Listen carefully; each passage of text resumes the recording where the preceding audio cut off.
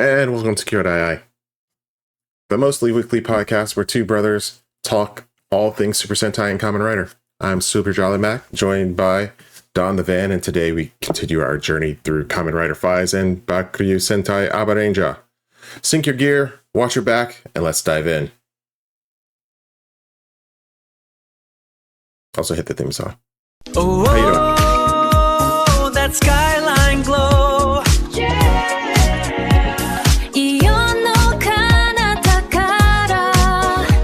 We're back again to set the stage. Two brothers on a single page. From pixel worlds to hero shows. That's just the way our story goes. This is Kyoudai Ai.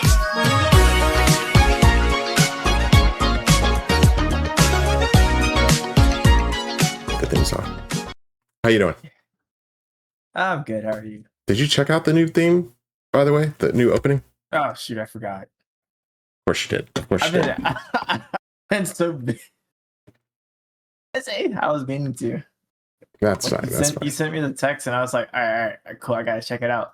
And then, everybody decided to call me and ask me to do stuff, and I was like, okay. I totally forgot. I'm sorry. That's fine. The one for the breakouts hit last week. I've only done it for the Toku sections, not the anime. I'll see. When you get a chance, check it out. The one for the podcast should go up with the episode that loads up tomorrow. So this is on a week delay now, I think. So we'll see how that goes. But so otherwise, how you been? Busy? Yeah, very busy. I've been doing the other job as a bartender, and I have been doing my regular job and stuff like that, and hobbies, I guess. But yeah, busy man. How's the bartending been? It's been fun. It's been cool. It's different. Definitely different. Yeah, a lot of talking to people, more so than making drinks. Just talking to people. I'm just like, okay. So how does Valhalla stack up against your bar that you bartend at? I like Valhalla.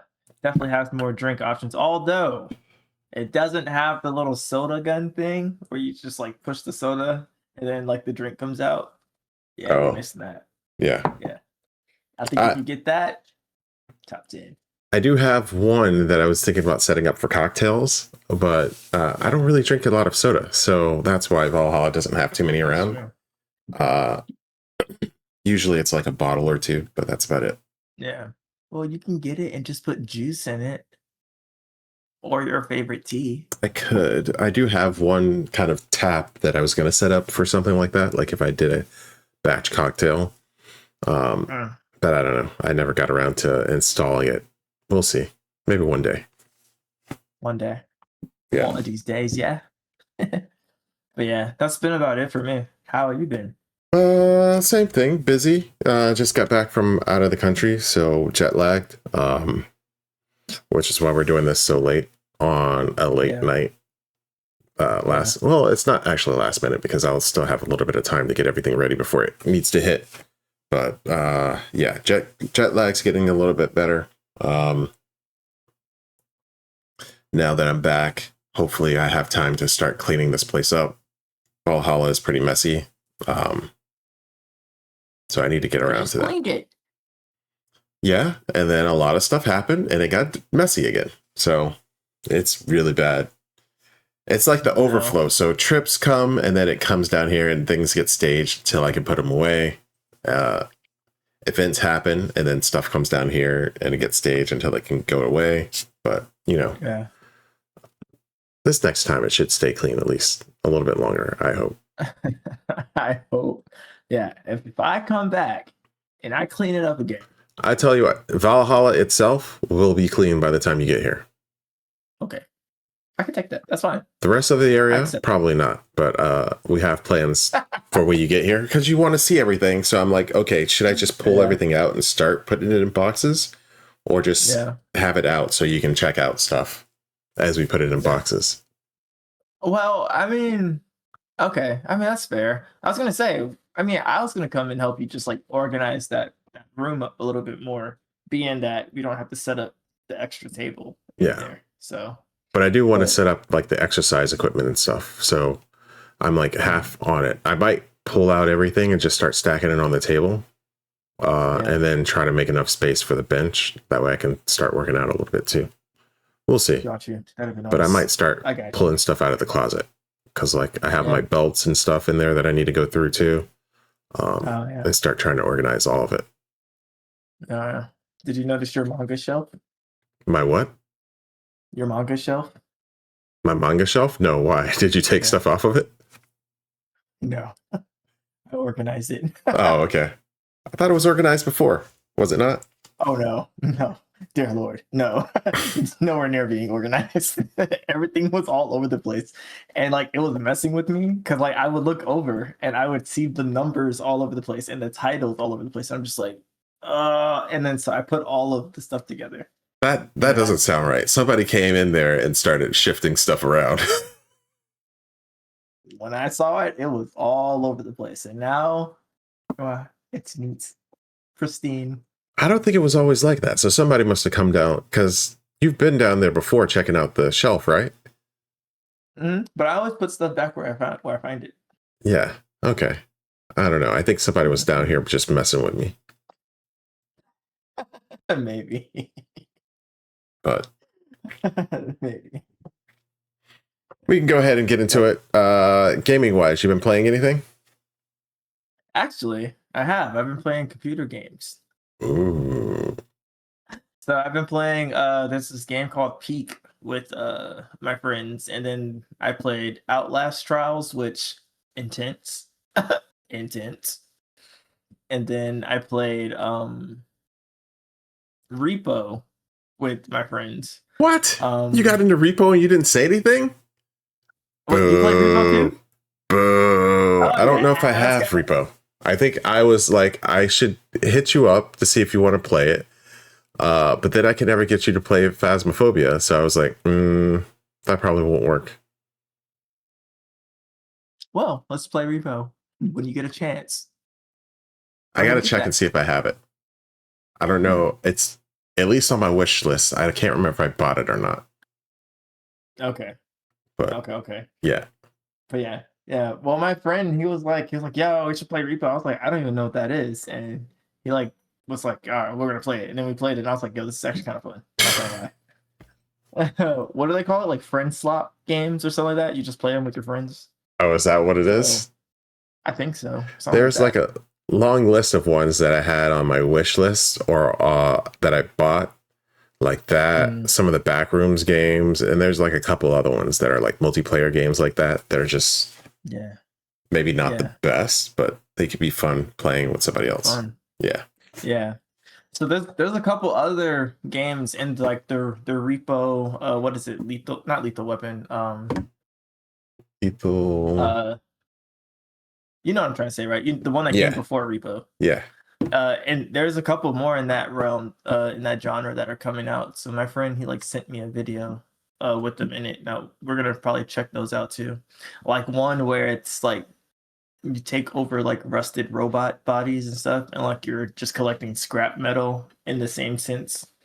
And then there's one where you get sent to the Bermuda Triangle and like you have to get like treasure and stuff like that. So, but it's in the same sense. You collect it and like repo and drop it. Yeah. So it's gonna be pretty cool, pretty fun. There's like one in a house or something like that too. I forget what it was called, but yeah. There's a couple of them. There's like Night Shift. I can't remember if that's multiplayer, but you're like in a mall or something like that, or like a convenience store. There's like a couple of them that are stupid like that, but yeah. I should write that down. Night Shift. I think Night Shift. I don't remember if that was multiplayer or not, but there's like one where you're in a shopping mall, and then one where you're like in either a grocery store or a convenience store. But yeah. Okay. But yeah, now that you're joining the Steam family, we'll see. I actually got today my friend gifted me a GPU, so I got a new GPU to to put into my computer. It's not nothing. Well, in my opinion, it's not nothing crazy. It's like what is it? A Red Devil. I don't know.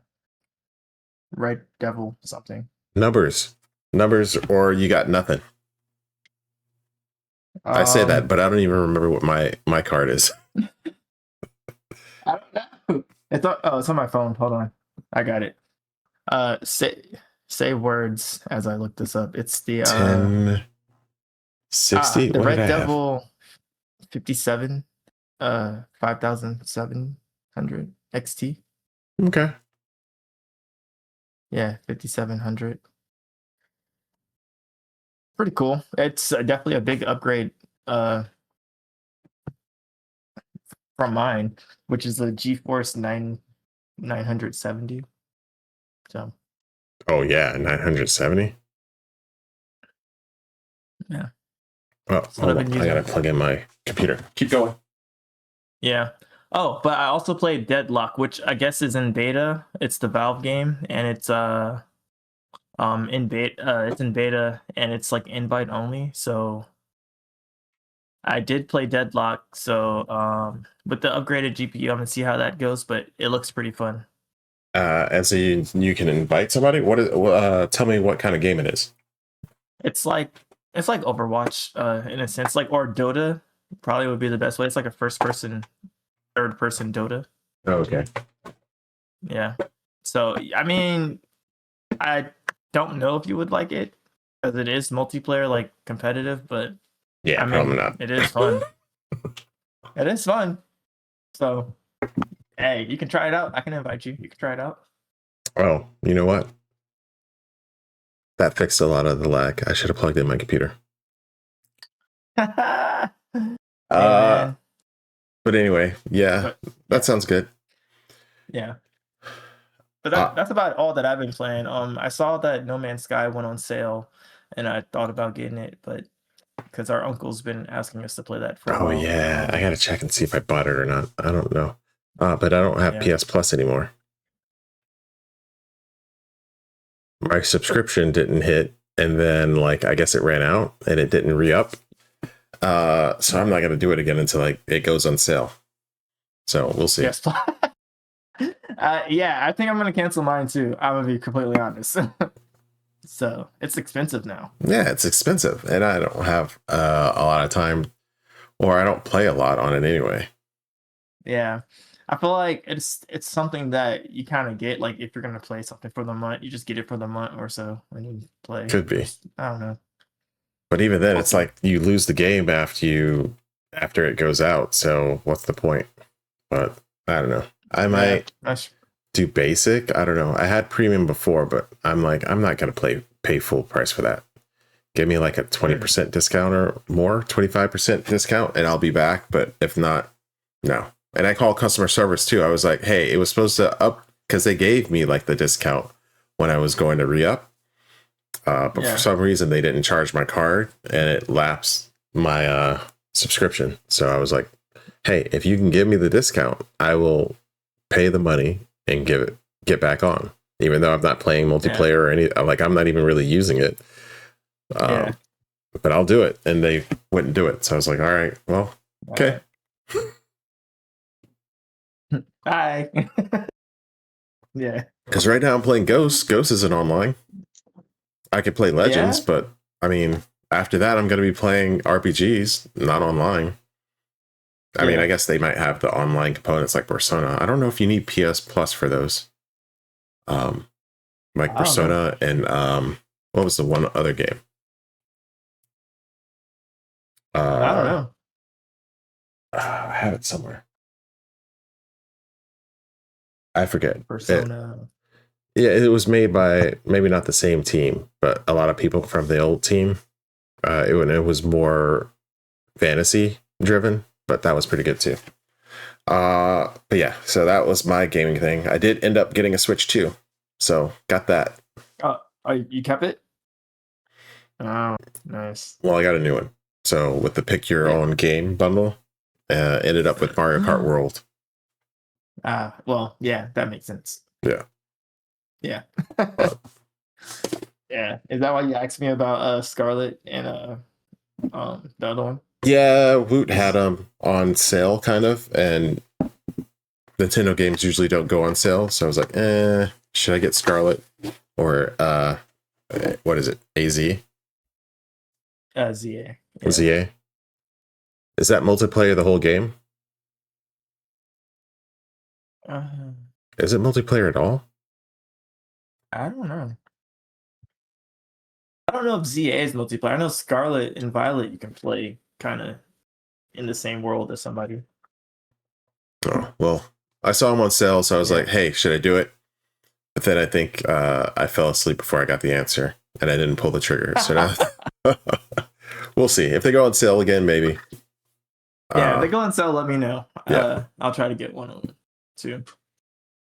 I need to try to get a Switch 2 before they increase the price. Yeah, that's basically why I did it. That in the game, I was like, okay, fine, go ahead. It does look prettier. I mean, Mario Kart 8 looked a lot better. Mario Kart World looks a lot better. So yeah, okay. Picross, I think that's the only other game I tested out that looked good. Yeah, I'm gonna do it. I'm trying to get another job, so we'll see. Hopefully, I can get that, but yeah, we'll see. What have you been playing though? I don't think we ever talked about. That's it. Final Fantasy a little bit, Ghosts a little bit. Just back. I've been watching a lot more this past week, I think. And then on the trip, I played. Is it Genosha? It's another PC game. It's kind of like Werewolf, I guess, but in video game form. I only played it for a little bit, but it was okay so far. Werewolf. I don't know what that is. Werewolf or Mafia? You ever play that? Oh, Mafia. I know what Mafia is. Yeah. I know what Mafia is. I don't know what Werewolf is. It's basically the same thing. You ever played Werewolf? But you've played Mafia. Yeah, that's the game, kind of like GTA, right? No. It's like in person with a group of people. It's kind of a... I forget what they call those games. But usually someone's a werewolf. You've never played... Nope. So it's like a game you play in real life with a group of people. It's like a hidden, not job, like a hidden, like a whodunit type of thing. Kind of, but it's basically you have a group of people in the room and you're all playing together, and then randomly, sometimes it's cards or however it goes around. One person will be the werewolf, like a couple of people will be villagers. There might be like a huntsman. I forget all the roles. It's like a hidden role game. I think that's what they're called. Yeah. But like you have different roles. You go to sleep at night and then one person wakes up and then they pick what they're going to do. And then you go on. And the whole goal is to try to figure out the villagers want to kill the werewolves and the werewolves want to kill all the villagers. So one of those games. I played something similar. It might have been Mafia. I think my friends called it like serial killer or something like that, I don't know. But like we had like the killer, we had a medic, we had the regular people, like we had the killer, the doctor, I think 2 cops or something. It was cool. So I played something similar to it. Yeah. I just didn't know that they had one called Werewolf. Yeah, there's Werewolf, there's Mafia. They even make them in board game versions now. There's Blood on the Clock Tower, which I have thought about picking up, but it's so expensive. I don't know. I think I have Minute Werewolf or something like that. It's a small box here on my big board game shelf. It could be fun. It depends. It depends on the group and everything else. But yeah, there's a Genosha game. It's kind of a cross between that, or I guess it's more like what was that one game that everybody was playing during quarantine? Among Us? Yeah, Among Us. So kind of a cross between those two. Nice. Other than that, I haven't been playing too much. Gloomhaven, I did play that. Yeah. Gloomhaven and Frosthaven. So I played a little bit more of those. Still trugging along. Getting to the end of Gloomhaven. Frosthaven, I don't know. We're still going. Yeah. And then D&D. Yeah, Nice. everything's going. Heck yeah. We can keep it moving though. Music. You been listening to anything? Boy, have I. I listened to Iceman and all three of the albums he dropped actually. Okay. I enjoyed them. They weren't that bad actually. Iceman obviously was my favorite. Yeah, it's my favorite. It's been getting playtime. I listened to also Black Six Flat. I listened to his new album too. I know who Black is. You don't have to try to break that down. That's for the audience. Some people might not know. Come on. Some people might not know. I listened to his new album, and I think I enjoyed it. He still does like the toned down kind of hip hop thing, which I really like about him. But he has a song with Young Thug, which is like the single off the album, and it's pretty good. I think it's what is it called? Pass. I don't know. It's called something. Because I don't think I've ever heard like an album from him. Usually I just catch him on other tracks, like featured on a bunch of people's tracks. Oh, Ashton the Blunt. Yeah. Yeah. Talking about six. Yeah. Yeah. I mean, his albums are pretty good. I like his albums. This one is Love is the New Gangsta. But yeah, he has other albums and they're pretty good. Like East Atlanta Love Letter was really good in my opinion. I liked his 6-piece Hot EP. I thought that was pretty nice. Yeah. He has good albums. And then I was gonna check out Zayn's new album. I just didn't get around to it. Yeah, that's about it for me. It's been mainly Drake. I'm not gonna lie. It's been mainly him. Yeah, I'm happy for you. Good. I've been watching like reactors like react to it and break down the lyrics and stuff because it's just interesting. And people are like, "Oh, it's trash." Then I like, wait, he's actually kind of spitting right now.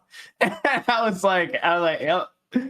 As soon as I heard the album, I said, "Oh yeah!" And production is on point as always. You could never go wrong with that 40 or Boy Wonder beat or even Conductor. Conductor goes stupid too. So yeah, it's good. I say give it a listen. Maybe I don't know. Drake. I do like some of his tracks. It's just not like it's like popcorn. It's like a quick snack. Like yeah, I told you before, even some of the other ones that I really liked back in the day, I went back and listened to. There's still a couple that I really like, but a lot of them don't really go that deep. I don't know. Yeah.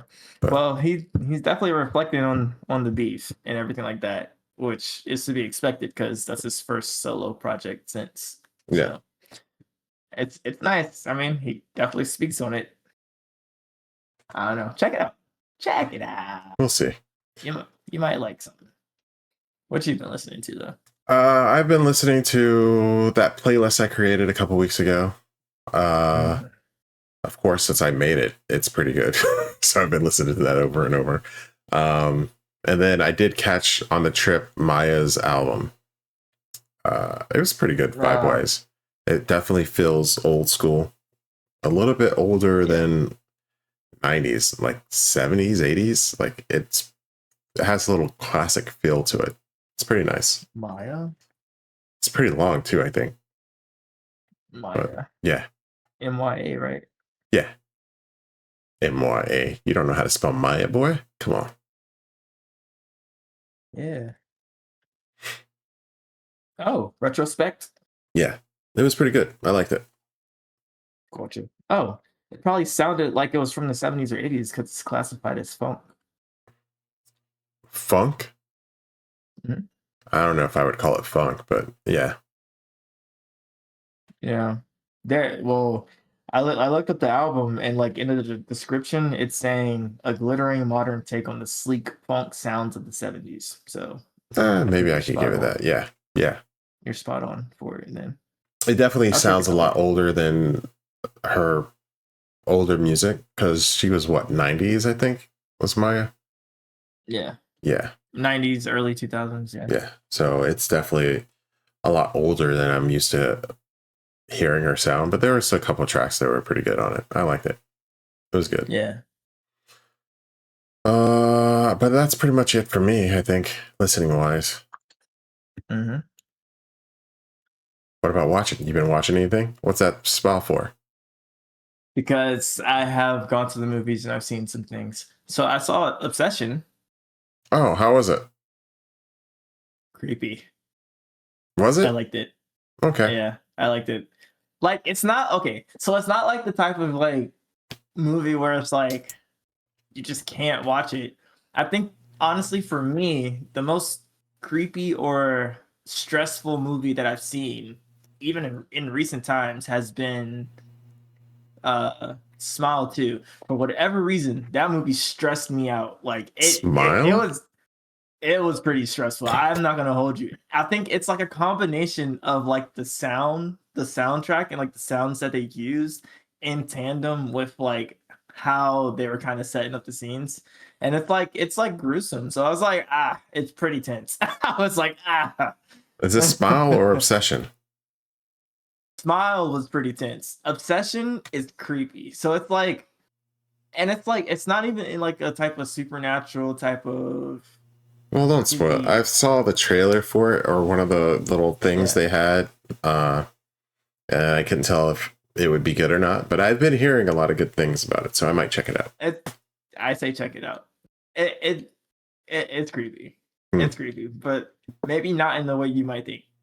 Yeah, Okay. that's all I say, I guess. So I enjoyed it. I went with a couple friends, and I was laughing at some parts, but also I was like, oh gosh. I was like, I was kind of freaked out. We were like, what? It was it was good. It was really good. It was so good. So yeah, that one. What else have I watched since last time we talked? I caught up on the boy.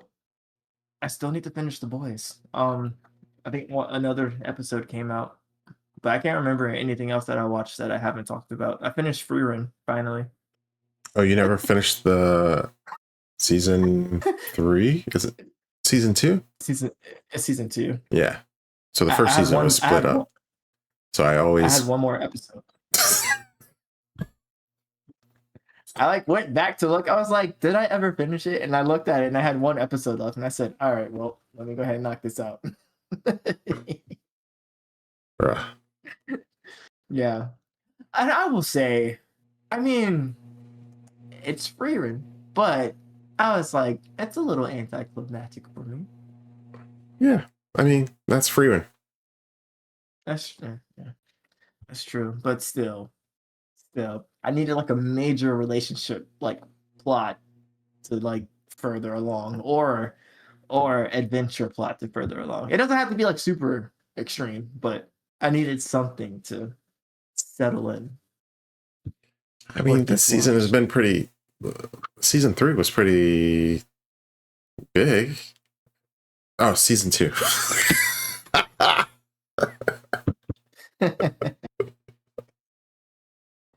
It always messes me up because that first season had such a like distinct split.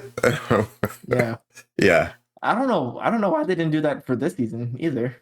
Well, this season was short. It was only what, like 11 episodes, I think. 10, I think. Yeah, I can't remember. It was really short. Which I think they did to try to keep the production value, which was fine. I guess if you're going to do it, I mean, it's sad because I want more Free Run, but like if that's what it takes, that's what it takes. But yeah, the first season was like 20 some odd episodes, I think. Yeah, it was pretty much twice. Yeah, twice as many.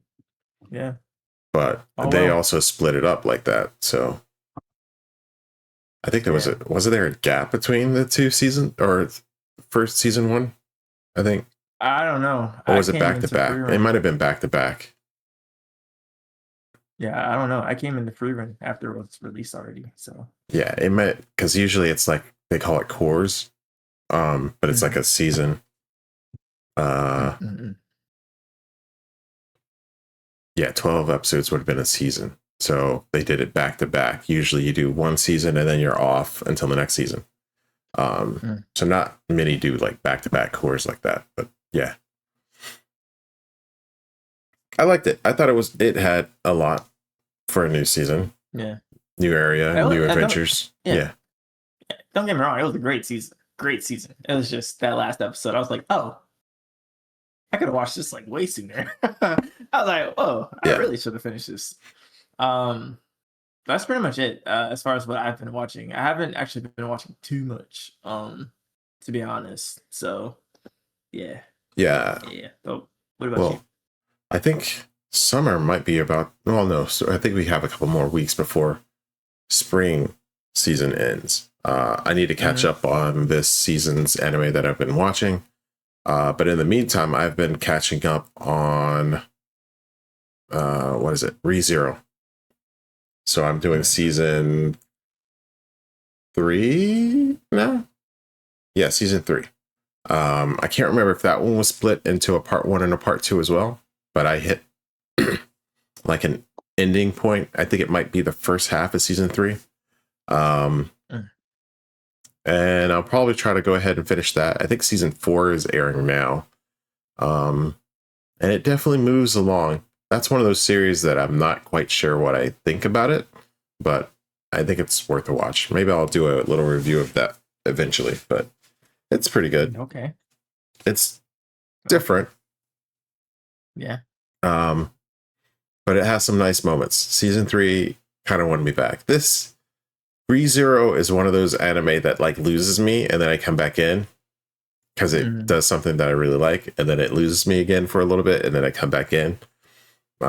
So it's like, it's a hard one to kind of get through, but it's worth it when you do get through it. Yeah, I think I've seen a couple shows like that. So yeah, but I get that. I got one that's really bad, but we'll have to talk about it at another day. But it's also really, really good. Yeah. Okay, write it down so you don't forget. It is. I already forgot the name. Oh no, I didn't. It's Steins Gate. Have you ever seen Steins Gate? Steins Gate is a really good series, but you have to get through a good 20 episodes of slogging through.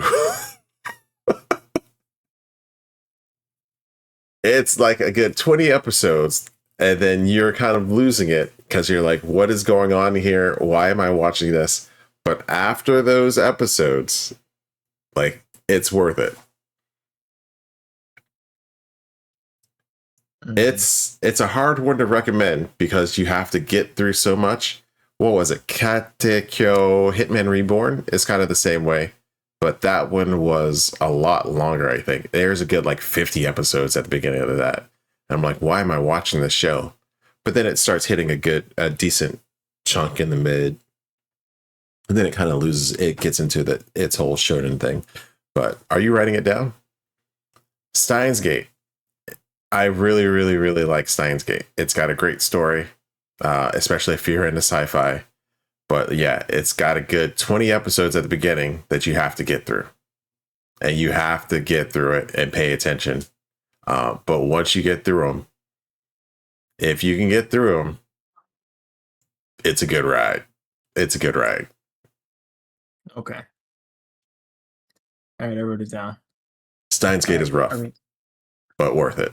I need to get into the other there's some other seasons that happen after this one, but it's a good, but you got to get through it. Okay. Yeah. Okay. But that's it for me. Other than that, I haven't been watching too much. Yeah.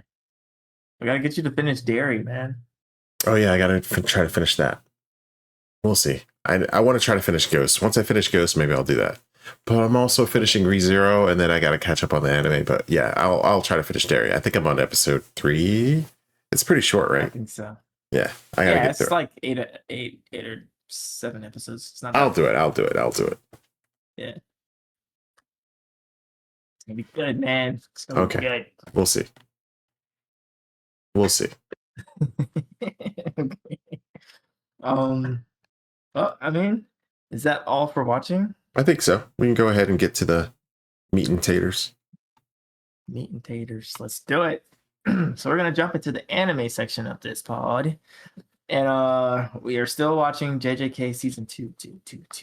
And we are on episodes 39 and 40, Fluctuations Part 2 and Thunderclap. So spoilers ahead for everything up until there. So if you haven't seen it, look away and cover your eyes. Don't click off, but just look away. Don't cover your ears either. We'll spoil you audibly. So yeah.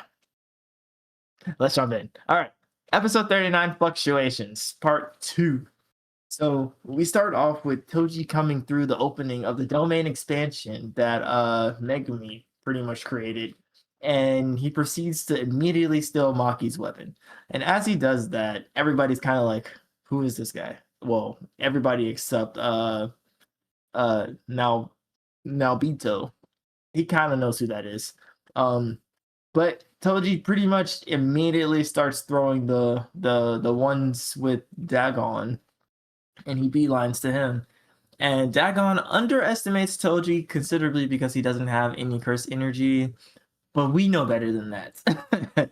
We know not to do that. And pretty much Toji is now, even though the old lady that created this spell curse technique is gone, Toji is still around, and he is pretty much just a vessel for destruction, and he's going to hang around until his vessel is destroyed or damaged. So he is only focusing on taking out the closest and strongest opponents. And with this, a huge fight between Toji and Dagon pretty much happens and goes through. So we get to watch that. But at the end, throughout everything, Toji exercises the special grade himself. And then after they break out of the domain expansion, he singles out Megumi and like takes him outside for a 1v1 fight. And like nobody really can keep up with his speed. It's 1 second Megumi's inside, the next he's outside. And he's like, what happened? And so with that, we skip back to inside where Jogo kind of walks in. He sees that Dagon is gone, and he's not happy about it. Because all his friends are disappearing. So with that, he proceeds to begin lighting up the remaining sorcerers. He starts off with Nanami, and then he moves on to Naobito. And right before he even decides to look at Maki, he senses that somebody is feeding Sukuna's fingers to Yuji's unconscious body.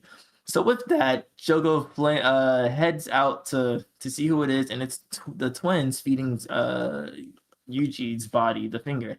And with that, Gojo flames the twins up, and then he proceeds to feed 10 more fingers that he has to Yuji's body. And with that, the twins come back to life thanks to one of their techniques with their phone. And also Sukuna decides to wake up, takes Gojo's arm, and he's like, yeah, I'm here. You guys should bow. Now, first off, Sukuna has one of the coldest wake-ups ever. Like, Sukuna he's that guy. Really, truly. Aura to 10,000. So, pretty much, Sukuna almost takes out Jogo as they all kneel, and Sukuna asks the twins, why did they wake him up? And the twins ask Sukuna to kill Stitch Head and to free Geto from his control. And so with that, Sukuna makes quick work at the twins because he's like, you guys think bribing me with a finger is enough to get me to like take orders from you? No. And then after that, he's like, all right, your turn, Curse. And he talks to Jogo. And Jogo's pretty much like, I don't want anything from you. Just kind of wanted to wake you up. I'll be on my way if you don't mind. And then Sukuna's like, nah, bruh. If you can land a hit on me, then I will pretty much do whatever you want for like a little bit of a like short period of time. But also we find out that Jogo is still kind of on this thing of trying to get Sukuna to make a pact with Yuji, which nobody knows that Sukuna already has a pact with Yuji. But it's pretty cool to get that, like, oh no, they don't know that he already has a pact, and Sukuna's like 10 steps ahead type of thing. So it's pretty cool to get that. But that is where the episode ends. What do you think about this episode? So I think Gojo might know that Sukuna probably has a pact with Yuji already. Gojo? I mean, yeah, maybe, but he's not even here.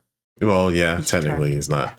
He's I thought it was a pretty good episode. The fight between Dagon and Toji was. I don't know about the animation quality because it was kind of all stretchy and stuff. I didn't really like that, but other than that, it was pretty clean.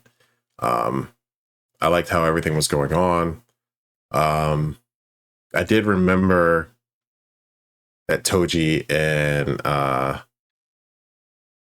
Fushiguro would go head to head, but I was like, I don't remember how it happens, and it's just like, snap, he's outside, and he's like, wait, what? Why am I outside? Yeah. And then you see Toji just standing there. I'm like, dang. Yeah. Yeah. Better get ready, buddy. Yeah. But yeah, that was pretty good. Jogo showing up and just making quick work of the other sorcerers was pretty cool. And then Sukuna showing up was just, yeah, it felt like he was aura farming a lot, but it was pretty funny how Jogo's feeding him the fingers, and then something happens, and you just cut back to Jogo. It doesn't even mention it. It's just his arm is gone and it's like bleeding, and you don't notice it, or nobody noticed it for the first couple of seconds, and then it finally he realizes he has no arm anymore. I also missed the first time where they explained that Yuji would be able to accumulate to the feeding of the fingers. Mm-hmm. So the plan was to feed him like 10. So now he has 15-ish fingers. I think so, yeah. Yeah. I think that's what Jogo was trying to count out. Yeah, because we don't know how many the girls gave him. So he's probably got at least 15, 16, 17. Yeah. But it was like, okay, if we feed him 10 fingers at once, he can't adjust to that in quick form. And then Sukuna will have at least a little time with the body. Yeah. Oh, and boy, does he have a time. Oh, yeah. Yeah. He's cocky, but I mean, whatever. I mean, yeah, but he can back it up. So, yeah. Yeah, it's definitely different when you can back it up. So, hey. And well, wait. I was gonna say something to what you said. You said something about Toji taking Megami outside. I was like, that made me think about, like, since Toji is going after like the strongest people, that made me think, like, so is Megami like stronger than Nanami and like than all three of them at this current point in time? Like, but he just doesn't know it. Yeah, I guess maybe. But yeah, I thought that was odd as well, because I would have figured especially Nanami would be up there. Nobito, I'm not sure, but he lost an arm, so who knows? Yeah, he lost some points. Yeah. And then Toji just coming in and to the domain and then just like taking Maki's weapon. And she's just like, wait, am I losing a strength challenge? How am I losing strength?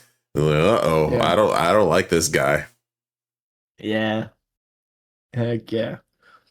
So, and it's yeah. And then like when Maki was like, yo, now Nobita, who is that guy? He's like, oh, he's a ghost. That right there is a specter. Yeah.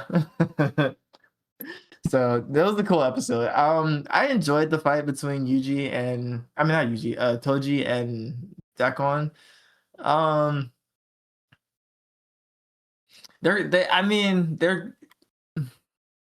the fight style's creative. I mean, is it my favorite? Maybe not, but I don't mind it. I liked it. I thought it was cool. I think it portrayed like the fast movements, like it portrayed the quickness of like how they were moving. So, I feel like I don't know. I liked it. I thought it was cool. It was like insanity, but also like really fast. So it was cool. It was cool. It was cool. It was all right. Oh yeah. Oh yeah. Oh, anything else to add to this? Are you ready to jump into Thunderclap? Yeah, we can move on to the next one. All right. So episode 40, Thunderclap. Excuse me, hiccups. So with this, we open up with Sukuna pretty much working Jogo to the ground. that's pretty much it. Jogo is pretty much like, I knew he was strong, I didn't know he was that strong. And then we quick cut to the opening sequence, and then we skip the opening sequence to find that Toji is squaring up with Megumi, who realizes he's basically the final form of Maki, if you will. Like, he's like, yo, this guy is Maki fully realized.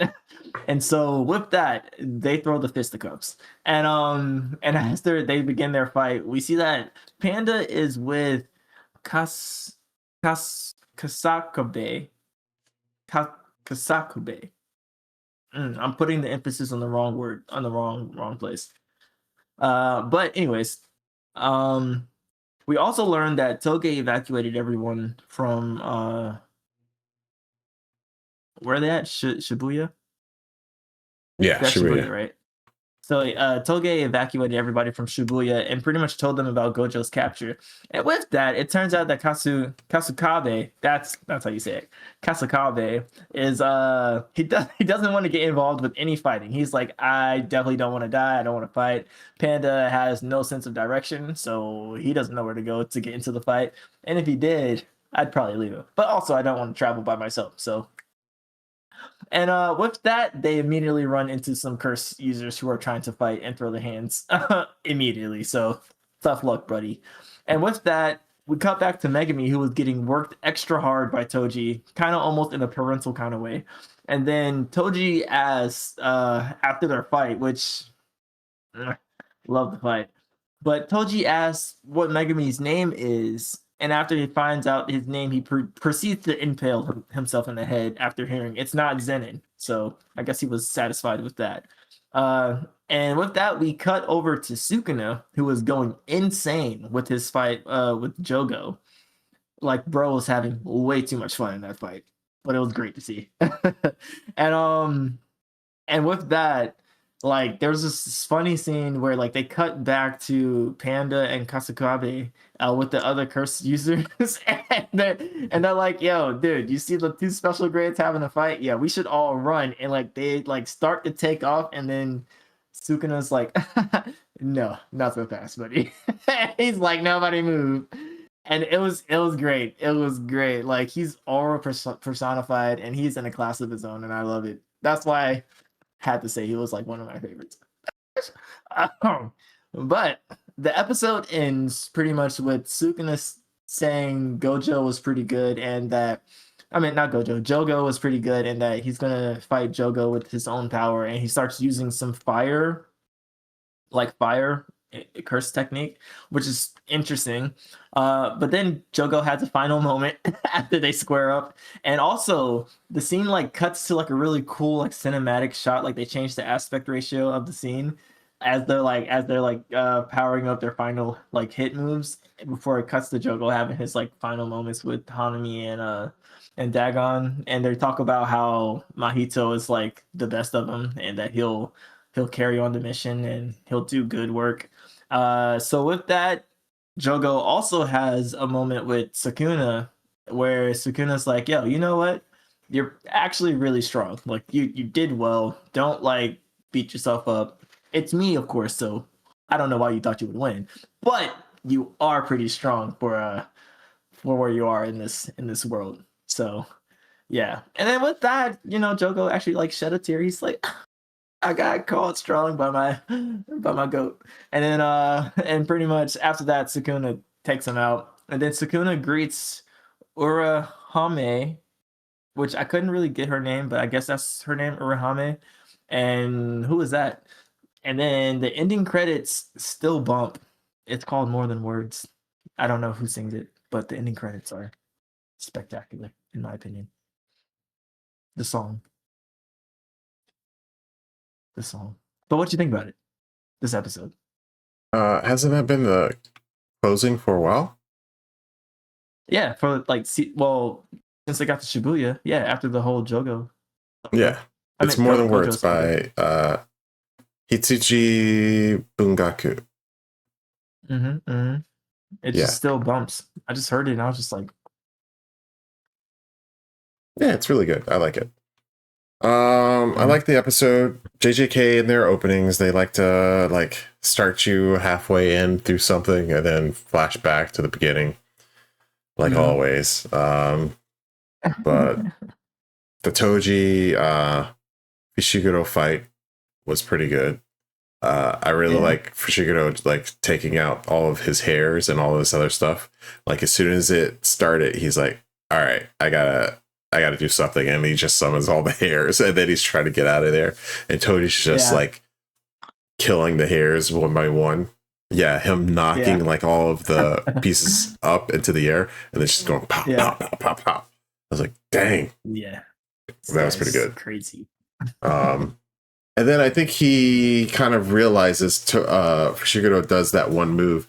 He's like, all right, I got one trick that may be able to work, but my goal is to just not die and get injured enough so I can get healed, because I know there's some people around that can heal me. So that was pretty good. And then I think he just realizes that it's probably his son, and then he's like, hey, what's your name? And then he says his name. He's like, yeah, that's him. And then he kills himself. But yeah, that was pretty good. Yeah. Oh, no, I'm sorry. What's that? No, keep going. I'll say it later. Yeah. So that was pretty good. Yeah, you kind of feel for him because it's like, okay, does he really care about him? Does he not care about him? Which one is it? But it's kind of, it ends up being, it feels really long because it just happened this season. But it's like, yeah, it feels like he was doing all of that because he thought that Fushiguro or Megumi would be like better off with the clan because he had the powers. So, I don't know. And then Slasher Dude is the worst, whatever his name is. Coming in at the end and just like wrecking him. Oh, yeah. Yeah. It's like, dude. I don't know if he wrecked him. Wait, did he hit him? Megumi? Yeah. Because they cut back and he's like crumpled in a corner. I don't think he hit him. I did watch it. I don't think he hit him though. Remember, because he was like kind of cowering because something was walking towards him. So I think Megumi fought whatever was walking towards him. Like he came in to attack him, and like Megumi just got hit by the thing. That's why he's like, "Wake up, bro!" He's like, "Wake up!" No, he's like, "You did this. You need to wake up." So it sounds like he did it, and Megumi did something, and then that something like is giving him a hard time. Maybe. So I'm sure we'll find out. Yeah. I was gonna say I can't see Megumi getting knocked out by Slash Dude. He got cut in the back, right? Yeah, but not by him. Yes, he did. When? Because the fight was over and he's about to go, and then he got cut by dude blindsides him from the back. Because he's about to go find everybody else, and then he got slashed. Oh, yeah, I must have missed that then. Yeah. Whoops. I'm known to miss some things. A good episode overall. A lot of action. Not too much lore, but the Jogo Sukuna fight was good too. I think I like the animation. I don't think the animation was as bad as that, but they were all over the place, man. Yeah. Yeah. City-wise, like they were just all over that city. It was pretty good. I liked it. Okay. I was gonna say, oh shoot, what was I gonna say? I don't remember what I was gonna say. Dang. Oh, I was gonna say I would have loved to see. I kind of wish that they left Toji like a lot. Well, I guess not alive. I don't think that's like. I wish they would have left him in the fight longer so that he can go up against Sukuna. That would have been cool to see. Maybe he would have got one shot it like immediately. Who knows? But I felt like that would have been a good matchup, especially since he can go toe to toe with Gojo. I was like, oh. Yeah, that's the one thing I was surprised he didn't go after, because he's got to be able to fill Geto, Mei, like other people around. Yeah. So I don't know. I didn't understand that either, because I thought that he would, like, as soon as Sukuna's like presence was like felt, he would like dip out. Yeah. But he didn't. So I don't know. Maybe it's like a radius thing, like a proximity thing. Yeah, I guess they did say. I think they did mention like the closest. So I don't know. Yeah. So maybe that's what it was. But it would have been cool if he like stayed around long enough to at least go toe to toe with Sukuna. That would have been kind of cool to watch. Yeah. Or even Geto, like a round 2 with Geto. That would have been cool. Well, Stitch Head Geto, but whatever. Yeah. And I thought, Sukuna against Jogo was awesome. That was good. The whole time Jogo was like, "Oh my god, this guy is so strong," and Sukuna's like, "Ha ha ha, this is all you got." I was like, "Yeah, hey, let's go." It was great, man. It was great. And like, I guess he was talking to like the Stitch Head Geto, and he was like, "Yeah, like about how strong do you think I am in terms of Sukuna's fingers?" He was like, maybe like 7 fingers." And I was like, that's not a lot, bro. He has 20 of them thing.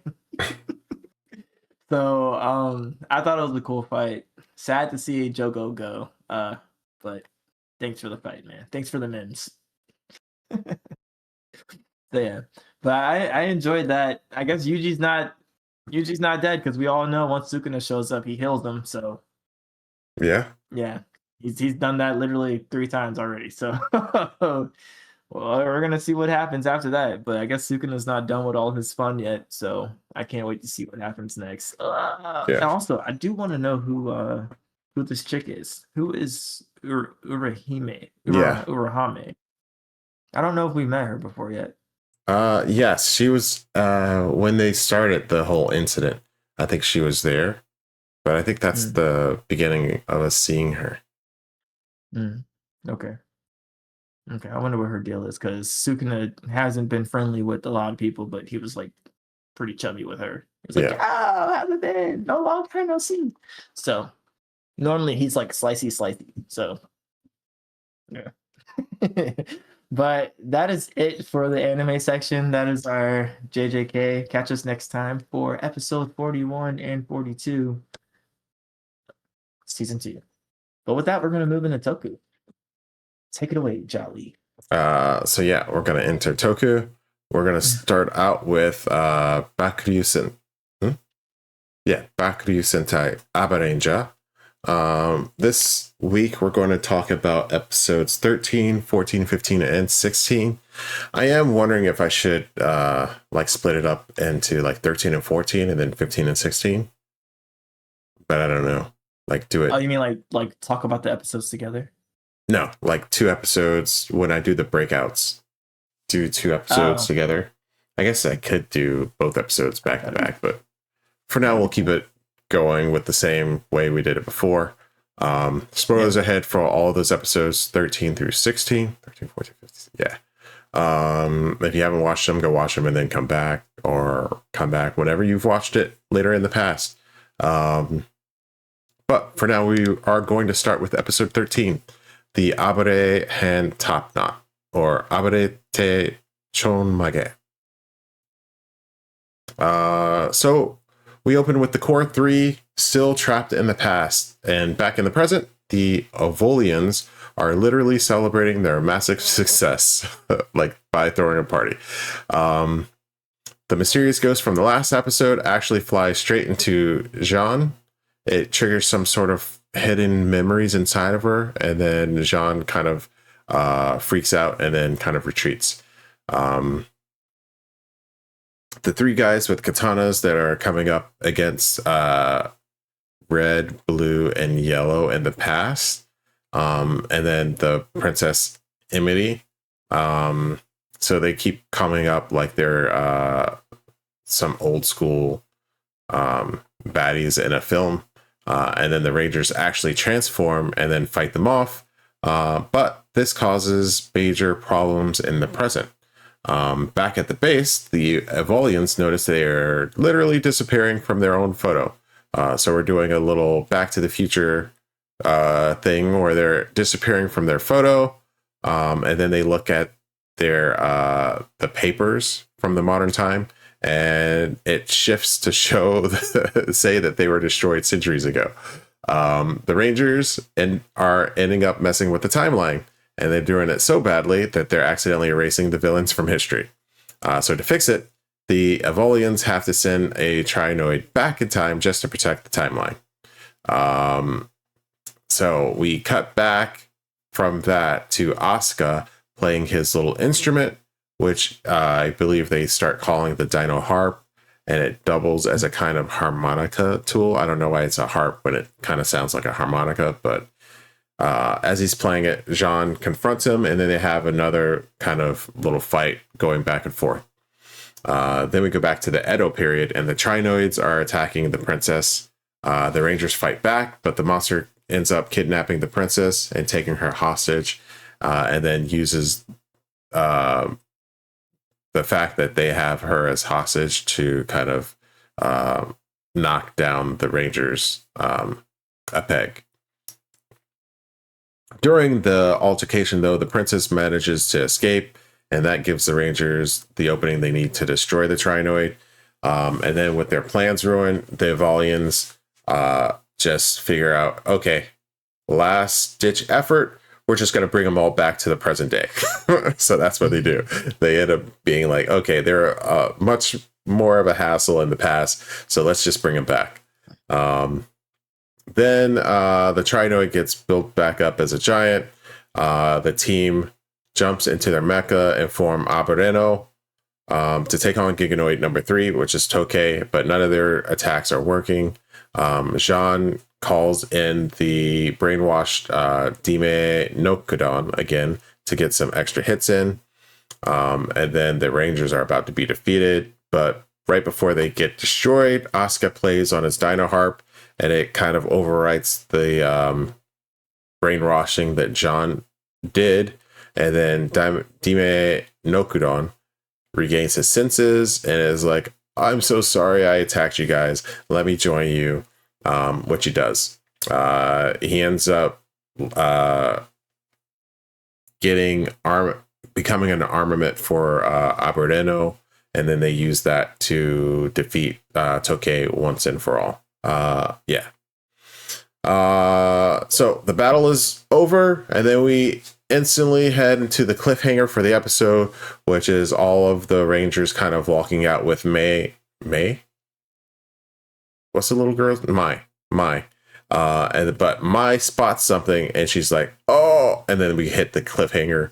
Once we come back from the cliffhanger, it ends up being that she saw Ryunosuke in Kyoto, and that's it. So what do you think about that? That's kind of the end of a two-parter from last week's episode. I think it's funny that the Rangers are just as much trouble in the past as they are in the present, but that's to be expected, I guess. Yeah. This group of Rangers seems like they'll be a problem just all around. Like they just have that type of feeling about them. Like, oh no, you threw us in the past. Well, I guess we gotta mess everything up for you here too. Yeah. So I like it. I like it. And what was it? Yeah, I was wondering what was up with the harmonica thing. I didn't know that they were calling it a harp. I thought it was the harmonica the whole time. I said, oh, he knows how to play the harmonica too. Yeah. I was like, that's pretty cool.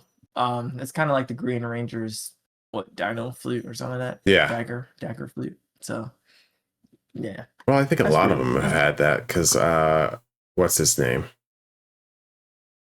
From last season? No. From the season that won't be named.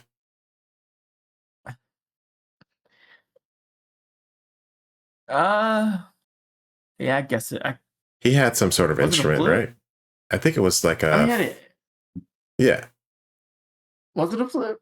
I thought so. Yeah, I think so. Because it was a pull stick that turned into a pull shooter.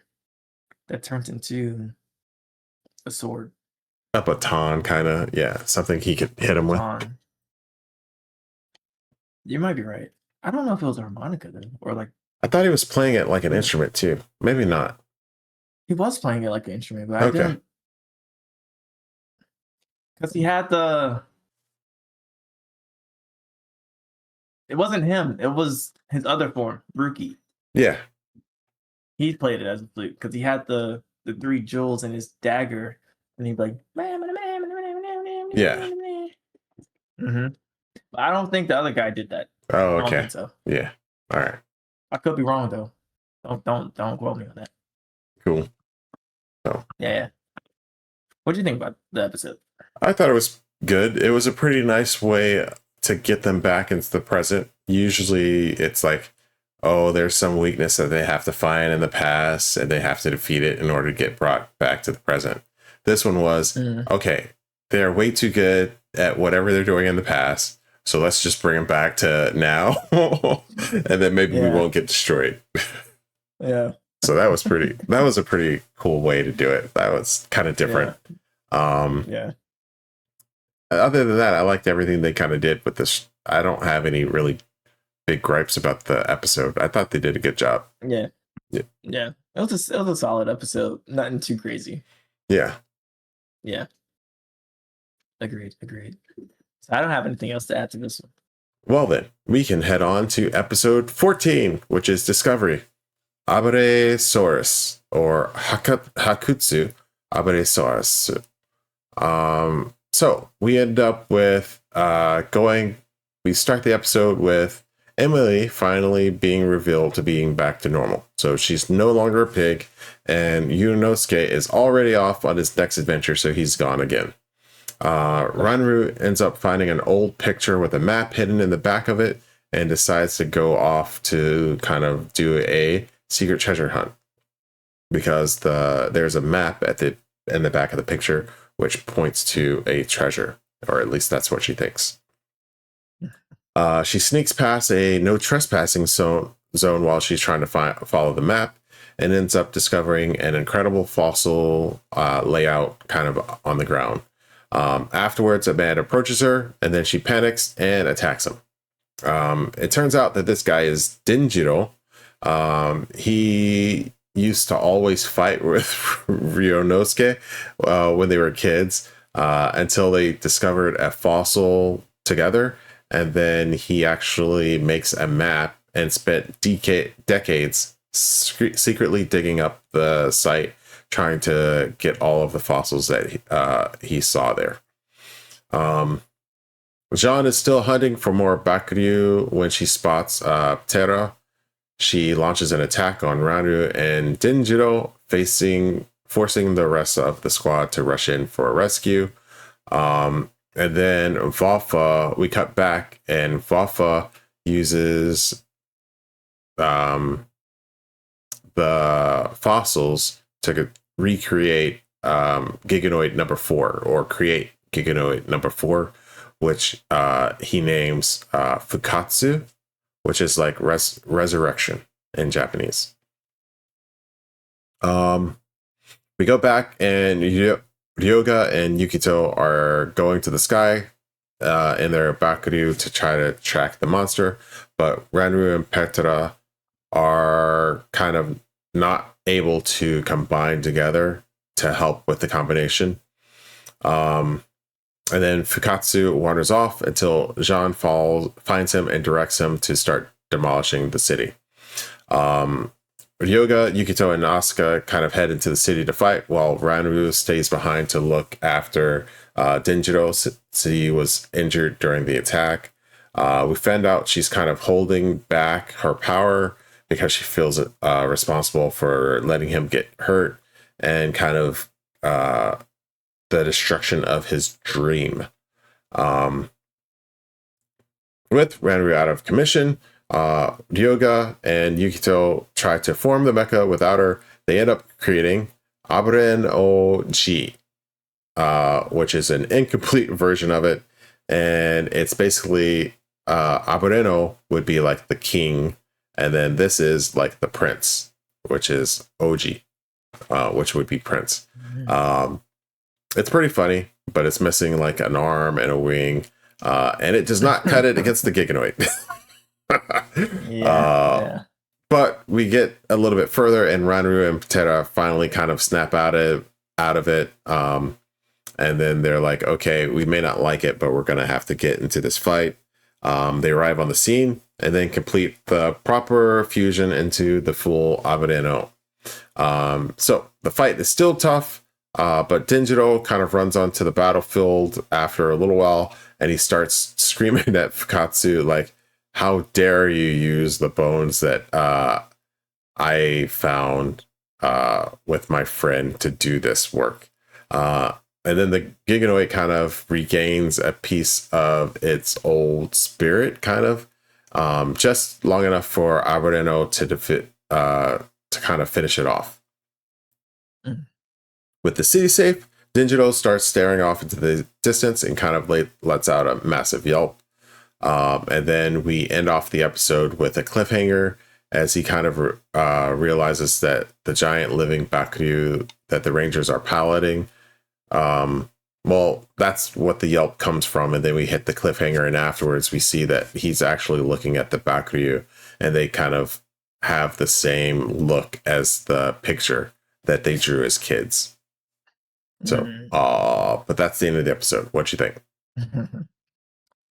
One, I thought dude was kind of wild for like when I saw the fighting scene between him and the other guy with the fossil, I said, wait, what is happening right now? They were bored. You guys are friends or nah?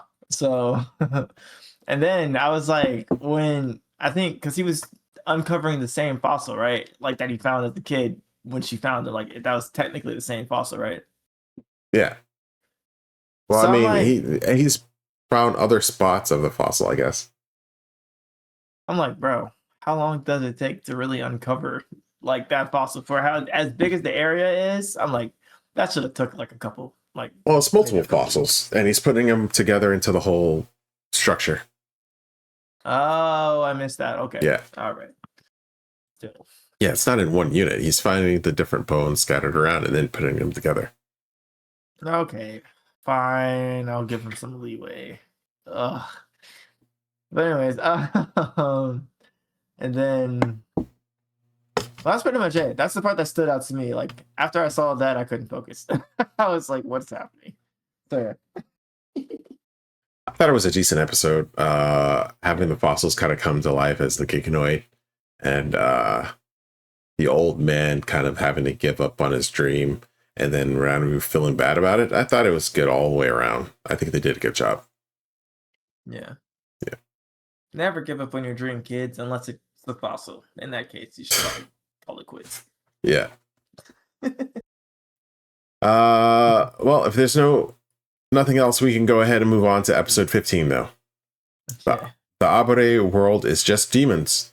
Abare seken wa oni bakari.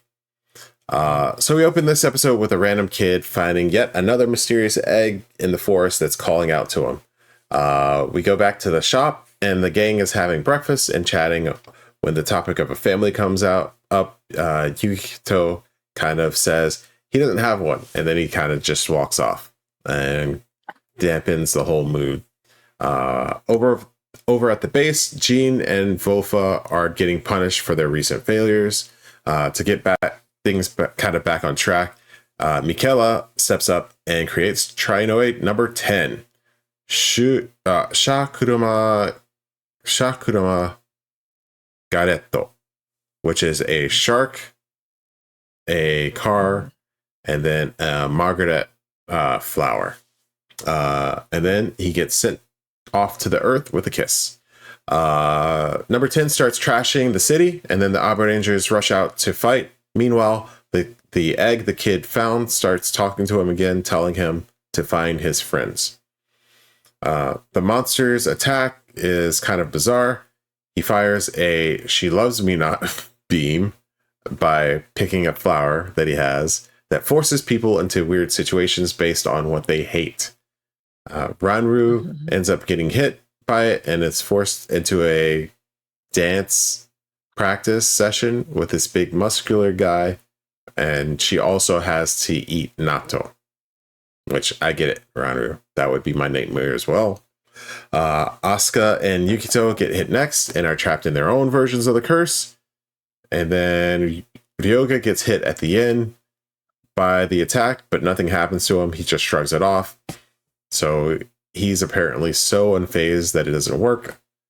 He ends up being able to fight back, and then he forces number 10 to kind of retreat and then free everybody else from the spell. Yukito, after that, kind of says, okay, I've got to do something about it. And then he heads off by himself to visit his father, who he literally visualizes as a demon. He drops a massive stack of money on the table, saying that he is paying back everything that his father spent on him growing up, and that now he's going to be out of his life. He leaves his dad and then rejoins the rest of the team and just says, everything's good now. I dealt with it. They track down number 10 for round 2. This time, Yukito gets hit by the beam again. It completely twists him. Instead of being incapacitated, he actually turns on the other members of the team and starts attacking them. The fight gets so dangerous that Ryoga is forced to hit Yukito hard enough to knock him out of his transformation, which causes number 10 to be like, all right, I'm going to take this opportunity to be out. So peace out, guys. Then we hit a quick transition where Yukito sees something on the news and then kind of runs out of the shop. So we end up coming back from the cliffhanger and see that the news report was about the worsening conditions of the people attacked by number 10. Yukito ends up tracking down the young kid that came to their fight before, that had found the egg. He was trying to find the teammates of the egg, and then he gets hit by the attack of number 10. So Yukito ends up tracking them down, and the episode ends on a real cliffhanger regarding the kid's safety and then the ongoing curse. What'd you think about that episode? For this one, what is... You said it's called Naoto, the dish? Natto? Natto is fermented soybeans, and it smells horrible, and I think it tastes horrible. So it's a no for me. That actually kind of sounds bad. Yeah. I saw it and I was like, oh, that's beans. You don't like beans.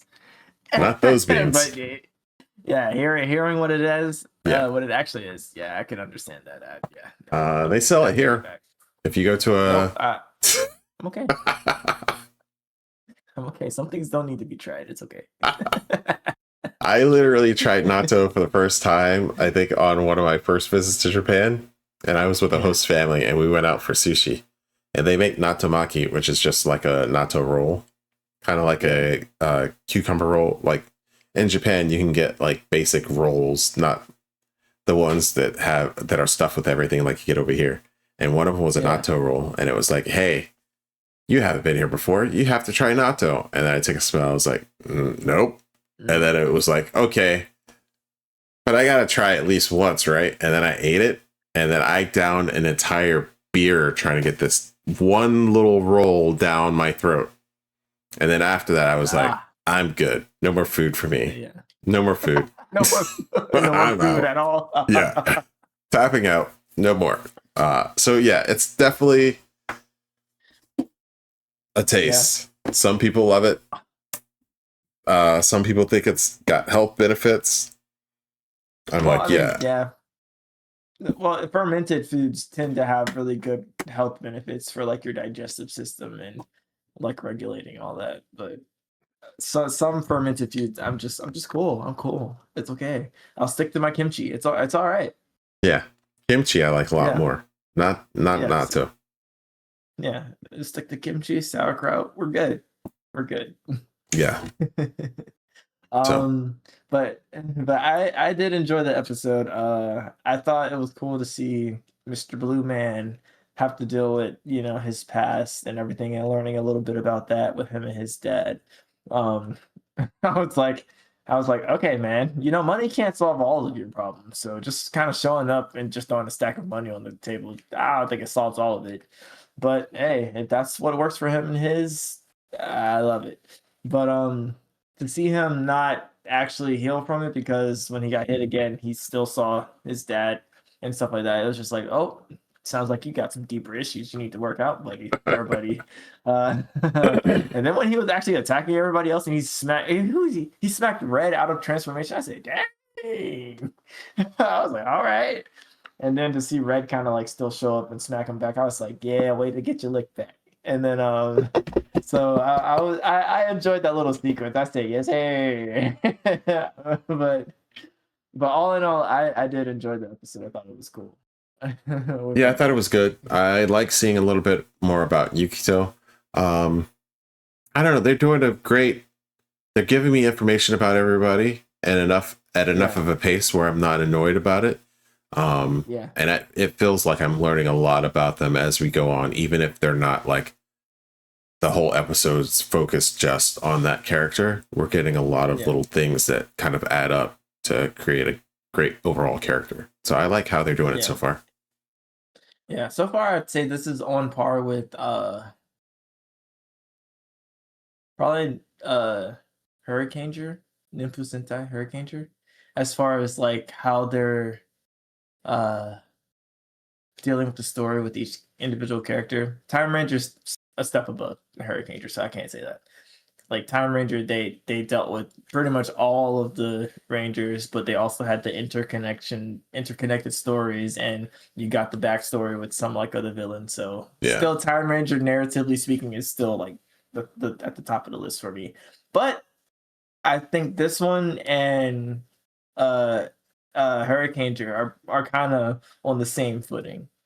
Definitely better than the one we're not going to name. I agree. Yeah. But that's okay. We can end up the week with episode 16 then. Writing Abare Safing. Nokote Abare Safing. So we start off and open with Ranru literally force feeding herself Nato to try to face her fears from the last episode, while Mikela is buffing up Trinoid number 10, trying to get him back into shape for going out and doing his destruction. Last episode, they actually make a little remark about how he's not using any shark powers, which we might have a little spoiler. Might come into play later. But Jean is also out hunting for more eggs. Ryoga ends up tracking down Yukito to talk some sense into him, leading to him kind of getting a story about Yukito's dad and Yukito in their past. It turns out that Yukito's dad paid off. He basically had him kind of acting like he wanted him to act to take over the company. And in the process, he kind of wasn't allowed to have friends. And it felt like his dad was actually paying off a family of a girl that Yukito liked. So they would move away and kind of leave Yukito. And then Yukito would be entirely focused on whatever his father wanted him to do. Instead of getting overly dramatic, Ryoga just asked Yukito how much he paid his dad. And then Yukito just looks at him like he's an idiot and then walks off. Ryoga, of course, takes this, and then he, in a heavy dramatic moment, he kind of treats it like a math problem before he heads off to go chat with Yukito's dad by himself. We shift back over, and number 10 is powered up. Asuka and Ranru kind of head out to fight him, and then he's actually using his shark powers now and hits them both with a "She Loves Me Not" beam again. Ryoga shows back up to the fight and drops off. He lets Yukito know that he brought the briefcase of money back from Yukito's dad, and then he kind of calls Yukito out, telling him that the way he's trying to break his curse, he's acting exactly like his dad did when his dad wanted him to like focus on his studies and everything else. So he's actually acting like his father did, and that's probably why the curse isn't lifting. But it works. Asuka and Renru kind of find the strength to defeat their own internal beams, and then Yukito arrives on the scene with Ryoga. Once again, Ryoga gets hit by it and just like, nah, it doesn't work on me, bro. It just shrugs it off. And then then Yukito also ends up getting hit by the beam, and then he realizes that the demon that he's been seeing in his when he's obsessed with the beam was actually not his dad, it was him. And then number 10 ends up getting destroyed by the team. Once they all kind of shrug off the beams, they team up to destroy him, and then that breaks the curse for the sick kid and the rest of the city. So with the monster down, the kid instantly heals up and then rushes out to the scene of the battle. Number 10 goes giant, of course, and then summons a massive city-threatening tsunami out on the waves. The kid kind of carries the mystery egg, and then once he gets to the fight, it hatches into a new Bakuryuu, Steg Slidon, the Stego. And then Asuka realizes that the reason he wasn't able to track this one was because there is no heat orb inside of the egg for him to track.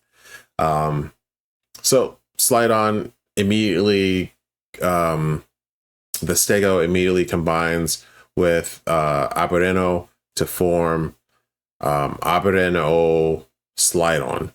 And then they kind of jump on the new mecha to use him as a surfboard, and then he surfs the tsunami and then takes out number 10 for good.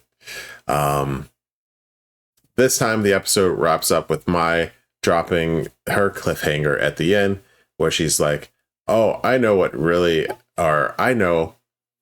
Ryoga was immune from the attack. And then we hit the cliffhanger, and then when we get back from the cliffhanger, she says it's because Ryoga has nothing that he dislikes or hates. No person or thing that he doesn't like.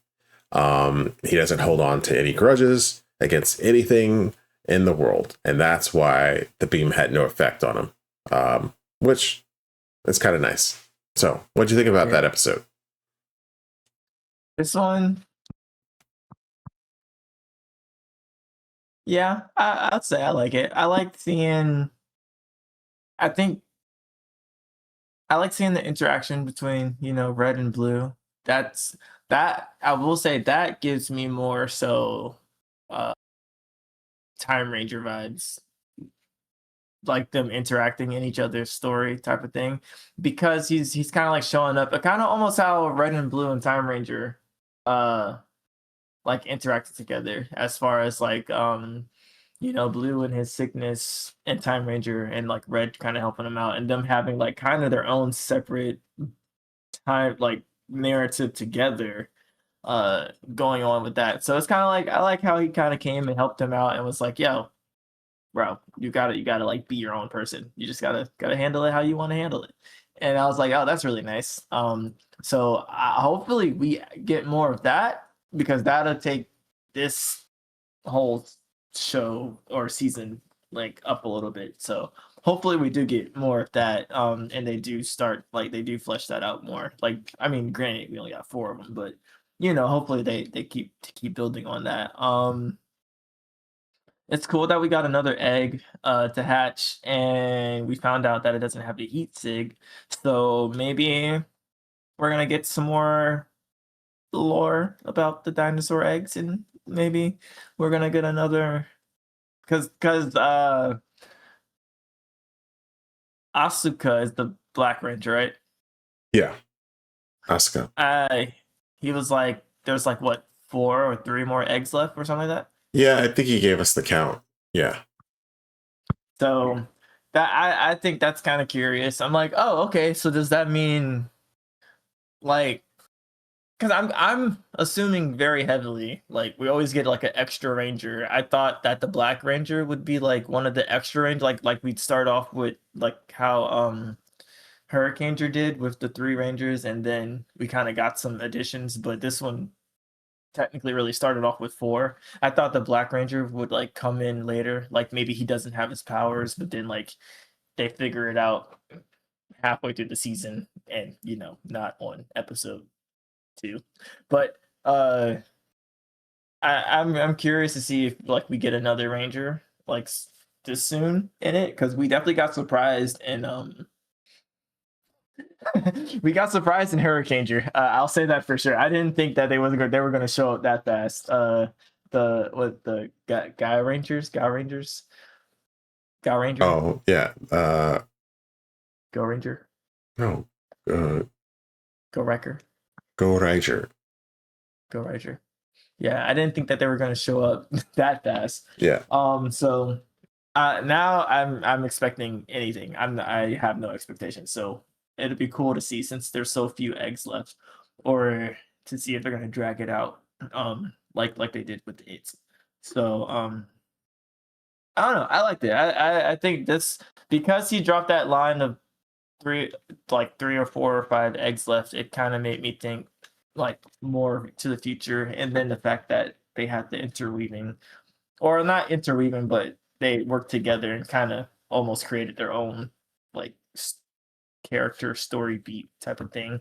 It's pretty cool. So red and blue, I mean. So I enjoyed this episode. I thought it was cool. I like the callback to like, you forgot his shark abilities, and like he went back and got upgraded and came back. I was like, all right, that's cute. Go ahead. So I enjoyed it. What about you?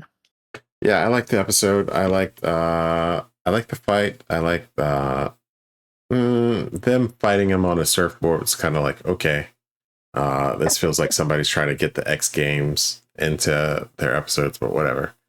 Yeah. Other than that, I thought it was pretty cool. Yeah, I liked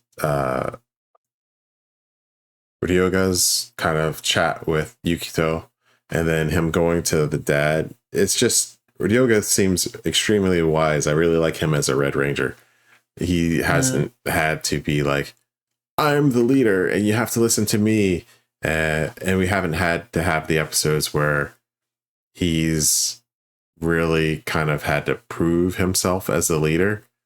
So out front, but kind of in the background, he's been doing stuff the whole season. It's just like, oh yeah, this guy's like perfect. I don't know how, I guess the Bakuryuu knew that would be the guy, but yeah, he's kind of the perfect guy to be this Red Ranger. I like how they've handled him so far. Yeah. I mean, that it kind of makes you wonder, like, are they going to give him like anything to kind of overcome, or is he going to have some type of obstacle? Yeah. Being that he's pretty stable. I wonder how that's going to work. Like, maybe, I don't know. We could speculate on it, but yeah. Yeah. I don't know. I'm thinking about it now. I'm thinking like maybe like because of the other 2 or 3 Rangers, like maybe something's gonna happen with them that makes him question his leadership skills or something. I don't know. Yeah, we'll see. I don't know. That'd be interesting. But yeah.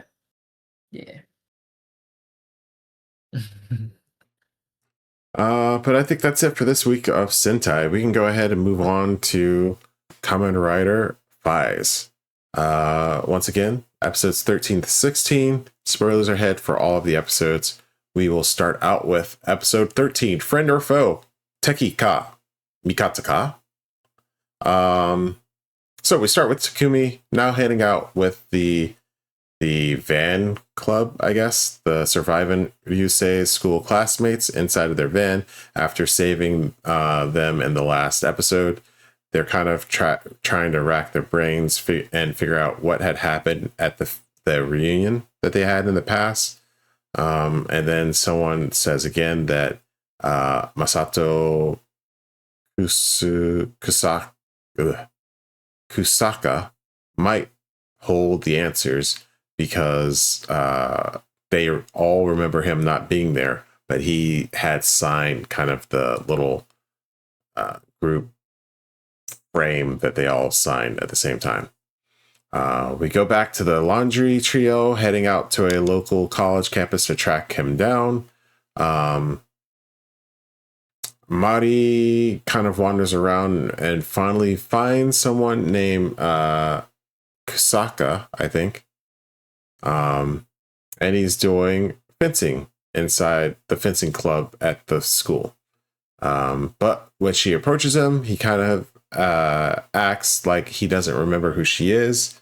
And then we kind of cut across to Takumi, who, while the other two are busy at the fencing class, keeps running into a guy who seems to be the captain of every single team on the school. And then over at the Orphanok apartment, we see Kaido acting out,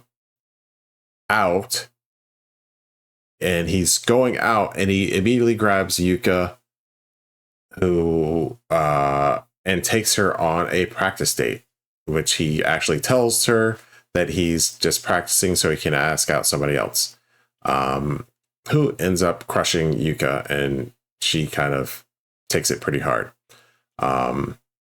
So the piece doesn't last very long. The van ends up being attacked by another Orphanok, and then they get attacked. Takumi ends up rushing to the scene, hits the code on the belt or the cell phone, slots it into the belt, and transforms into Faiz to bail them out. The monsters end up playing dirty, and then Takumi ends up getting double teamed by two Orphanoks. And then as he's about to get defeated, the real Kusaka shows up, and it turns out to be the guy that had been annoying Takumi the whole day. He steps up, grabs the Kaiza gear, and then he transforms into the rider that we have seen a couple times. Kasuka ends up being able to use it pretty well. He single-handedly ends up tearing through both of the Orphanoks, and then once he cancels the transformation, he's fine. So he doesn't fade into dust. And then he's just like, okay, what's going on?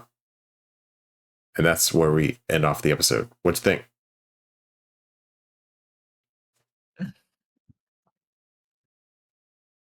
One, glad that buddy old pal friend of ours didn't dust away, because that was something that I was thinking about. Actually, after the last episode, I think I said, like, I wonder how many people they're gonna go through until they find somebody compatible with the belt. So to find the next person that puts the belt on is compatible is interesting. And it made me think about what makes somebody compatible with the belt. Like, what about him made him compatible with the belt? Like, the same way as, like, what makes the other guy compatible with Faiz. So I don't know if they're gonna get into that or if they even know anything about it yet, but that's something I would like to know. I thought it was funny that this guy and the one for Faiz also have, like, just an innate rivalry amongst themselves and hate each other, or not hate each other, but are like, they're like antagonistic to each other, almost similar to how Faiz and the other dude are antagonistic, but the other guy kind of he's just friendly, you know. Yeah. So, but I think it's interesting. It's reminiscent of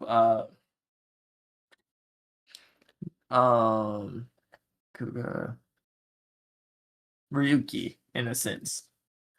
If that, yeah, Oh, yeah, okay. it's kind of reminiscent. Yeah. Yeah, like how they just have the different personality traits. So it makes me think that maybe they brought that aspect over to this and are, like, building upon it. Like, maybe they're bringing in kind of special aspects of, like, what's happening. And I like that. I think it's pretty cool. So we might. It's like they're learning and building upon each season, and that's always fun. Uh, yeah. See, I like old boy Guitar Man when it was the guitar episodes, but after that, he's been on a downhill trajectory. He was like, yeah, yo, let's go on a date, but practice for somebody else. Just letting you know. So I was like, oh man, that's not cool. She seems like a cool person. But yeah, anyways, it was a cool episode. I enjoyed it. What about you? I like the episode as well. Yeah, we get further along kind of in this story. I don't think they've done anything that really makes it take a negative turn for me yet. So I'm in for it. I like what they've done so far. Yeah. Well, we can keep moving to episode 14, Takumi's Spirit, Takumi no Iji. So once again, we start off with the Ryusei school group catching Kusaka up on everything that they figured out so far. When they bring up his signature on the reunion card, he kind of completely brushes it off, saying that somebody must have signed it as a joke. Meanwhile, we end up seeing Mr. J once again. So this must be his final life, is how it kind of seems. Kusaka ends up deciding to make himself at home and kind of goes to the laundry shop with everybody else. He ends up putting on an act, announcing that he'll join the fight specifically to save everybody and protect Mari. And you can see Takumi kind of not really vibing with the idea and not really seeming like he believes him.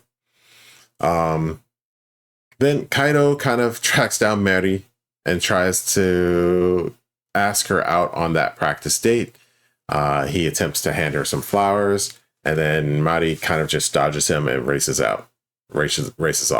Back at the shop, Kusaka is being kind of showing off. He's really showing up Takumi at all of the chores, and then getting on everybody else's good side. But Takumi kind of doesn't really feel it. He thinks that something's off with the guy.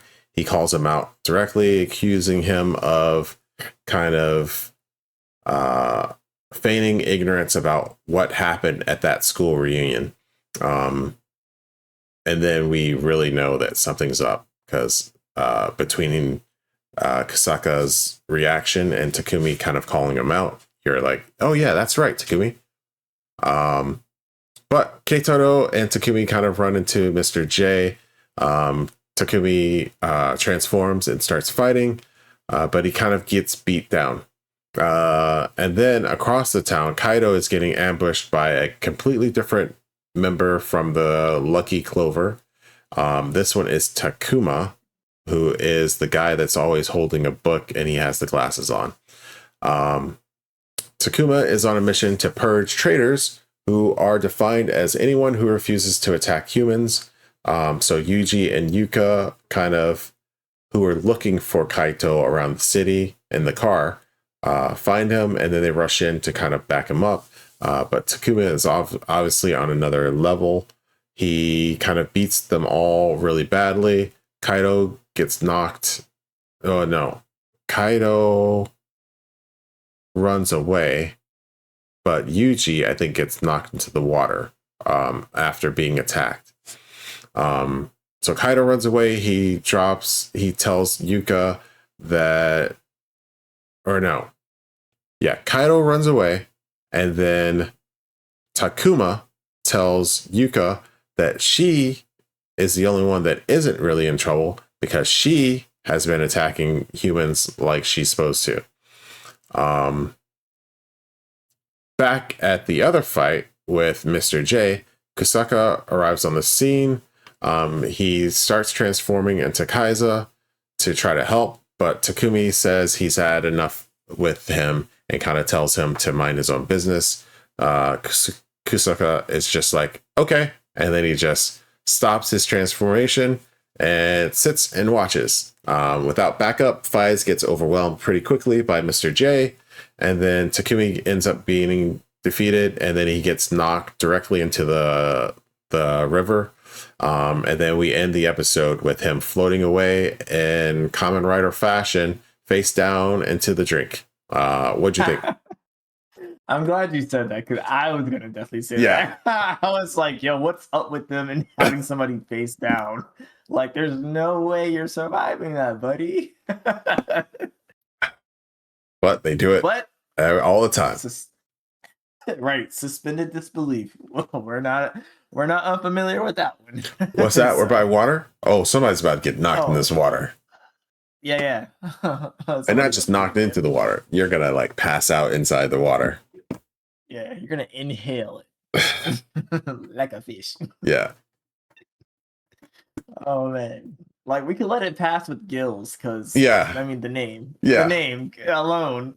But this guy, nah, I'm sorry, bro. Yo, Gills was in there for like a month. I don't know what Gil. This is not about Gills, but still, he was in there for like a month. Like, okay, bro. Buddy, different. Yeah. Gills is different. But I enjoyed this episode. Suspended disbelief aside. I think it's pretty cool that we're seeing the different layers of the Orphanox.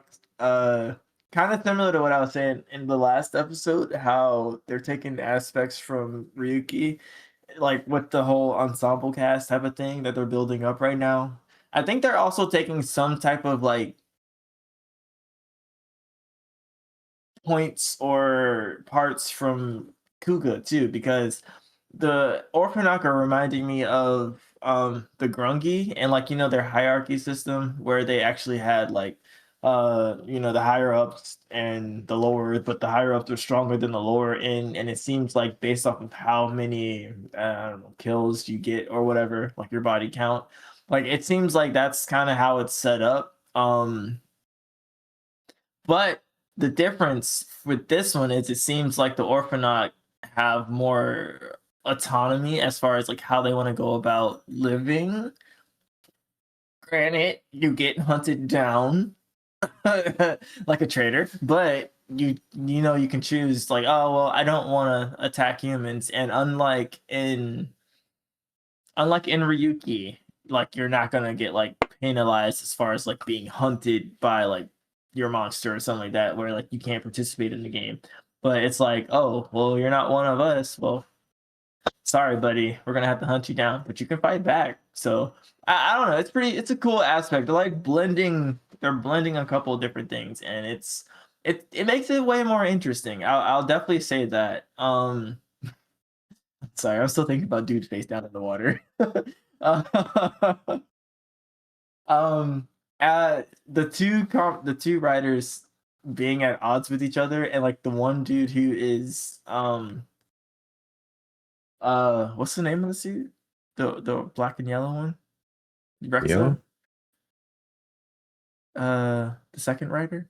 Kusaka? Yeah, but what's the name of the rider? Oh, the suit? Yeah. Kaiza. So the guy who's I mean, you just said his name, but I was more so focused on the rider, my bad. Kaiza. Him being good at everything is just like, of course he would be good at everything when the other guy sucks at it all. Like they're literally like antagonistic. They're like his what's the word? Foil? That's his foil. So yeah. It's interesting. It's cool. Old buddy is like, he's petty for dehensioning just to let him get destroyed. He said, "Wow, crazy." And then he goes about his day. I was like, "Whoa, my man is heartless or ruthless." But hey, he said he didn't need help, so there we are. Anyways, yeah. I enjoyed the episode. I enjoyed it. That was cool. That's cool. Yeah, I thought it was a good episode. Have a nice balance of both sides of the story still going on, the Orphanoch story and the Faiz team story. Yeah. So I like what they're doing so far. I like the pacing. I like the fights. So yeah, good episode overall in my book too. Mm-hmm. We can keep it moving though to episode number 15, The Fallen Idol. Faiz versus Kai. What's that? It's a Greek letter. I don't know. Faiz versus Kai. Ochita Guzo Faiz Tai Kai. So we're starting with episode number 15. We pick up right after everybody gets defeated and knocked into the river. It turns out that Faiz did enough damage before getting knocked into the river that Mr. J is forced to retreat, leaving the Faiz gear behind, and Keitaro kind of picks him up and then heads out. Then we get that whole mix up where Takumi gets found by the Orphanaut trio, or the Orphanaut duo at this point, while Yuji gets found by the laundry crew. So Yuka ends up being the one to try to nurse Takumi back to health. Meanwhile, Takuma, the bar clover dude, heads back and he's just like, yeah, I did it. Case closed. Don't even have to worry about it. Pretty easy. Once everybody is dry, Kusaka wastes no time being a jerk to Yuji at the shop. But then outside, Yuji is like reaching for water and knocks it over, and you just see Kusaka suddenly flip, and he's like really, like, you can see his face turn, and then he just turns into this jerk. Meanwhile, Takumi is also trying to recoup, and Yuka's watching over him. She also, as Takumi kind of passes out, says she wants to try to change and like humans a little bit more. But as soon as she says that, this gang kind of comes over and starts driving around, making a lot of noise and kind of threatening her. And then she kind of snaps and transforms into her Orphanaut form, and then takes them all out. Takumi ends up seeing this happen, and then she kind of runs off. Keitaro ends up trying to track down Yuka, and Takumi kind of puts the pieces together that Yuka was the person that Keitaro had mentioned liking before. Yuka ends up running away and runs right into Yuji as she's leaving, as he is running away from the laundry house after having his run-in with Kusaka. Back at the shop, Takumi tries to talk Keitaro out of Yuka and giving up on her. But he kind of doesn't explain why, which makes him look like a jerk. And then everybody slowly, or pretty quickly, in the case of Kusaka, just kind of turns on him and starts calling him like a jerk. Meanwhile, Yuka kind of pours her heart out to Kaido and kind of confesses her feelings for him. But Kaido, being Kaido, just kind of brushes her off and then starts running off again to chase after Mari. It's kind of cut short, though, because when he starts running that way, he runs into Takuma again, who starts attacking him. Kaido transforms to fight back, and then Yuka kind of jumps in to kind of back him up. Takuma and Kaido eventually leave the battlefield and kind of go into the city. And then they leave running away. And then Yuka is left behind. And unfortunately, Takumi and Kusaka kind of stumble upon her. Kusaka doesn't immediately transforms and starts attacking her. But Takumi realizes that it's the girl from before and that Keitaro has a crush on. So eventually he transforms into Faiz, and then he attacks Kaiza. Faiz manages to shield Yuka long enough so she can escape. And then the Atovaijin kind of comes in to try to help Faiz out because Kaiza is kind of making short work of him. And then he turns his full attention to Faiz, attacking him over and over. And then he starts launching this huge attack, and that's kind of where the episode ends. What'd you think? This further kind of pushes me along the lens of just the Orphanok are way more complex than I think any of the other villains we've had. Villains, yeah, bad guy team that we've had so far. Like, I mean, yeah, I feel like they're more complex as far as like the hierarchy system, and then their freedom to kind of choose still how they want to go about living is makes them way more complex in my opinion. Like as opposed to just being like, oh, we're the bad guys, so we're just gonna do bad things. So and then also it's kind of juxtaposed with Kaiza because Kaiza's not even really that good of good of a person, honestly. Like seeing him kind of like switch, which I mean it's not even really a switch. He just kind of like he's just blatantly open with it at that point when what's his name? Yuji? Yeah. When Yuji's like asking for water, he's like, yo, I just want some water. And he's just like staring at him and he's spilled it. And he's like, ugh, in disgust. And he just gets up and walks out. I'm just like, dang, bro. But then it's like that juxtaposed with how the girl is treating I don't know their names, but how the girl is treating Faiz guy.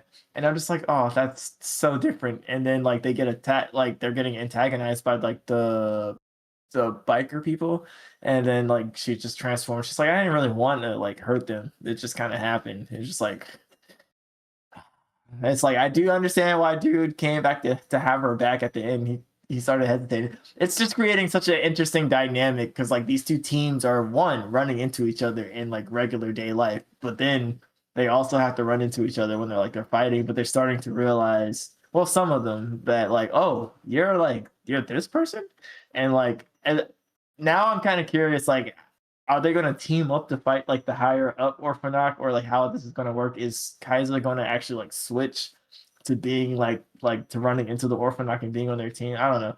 It's making me think, which is putting this season like kind of already kind of above just some of the other ones. So I'm enjoying this one a lot. So I really do. I like it. I like the interconnectivity of it. So yeah, yeah. Yeah, I think Kaido knows who Takumi is. He knows he's Faiz. And then Takumi knows who Yuke is. So yeah, we're starting to get a little overlap with who knows what, and they know they're on different sides of it. But yeah. Interesting to see how things are going to turn up.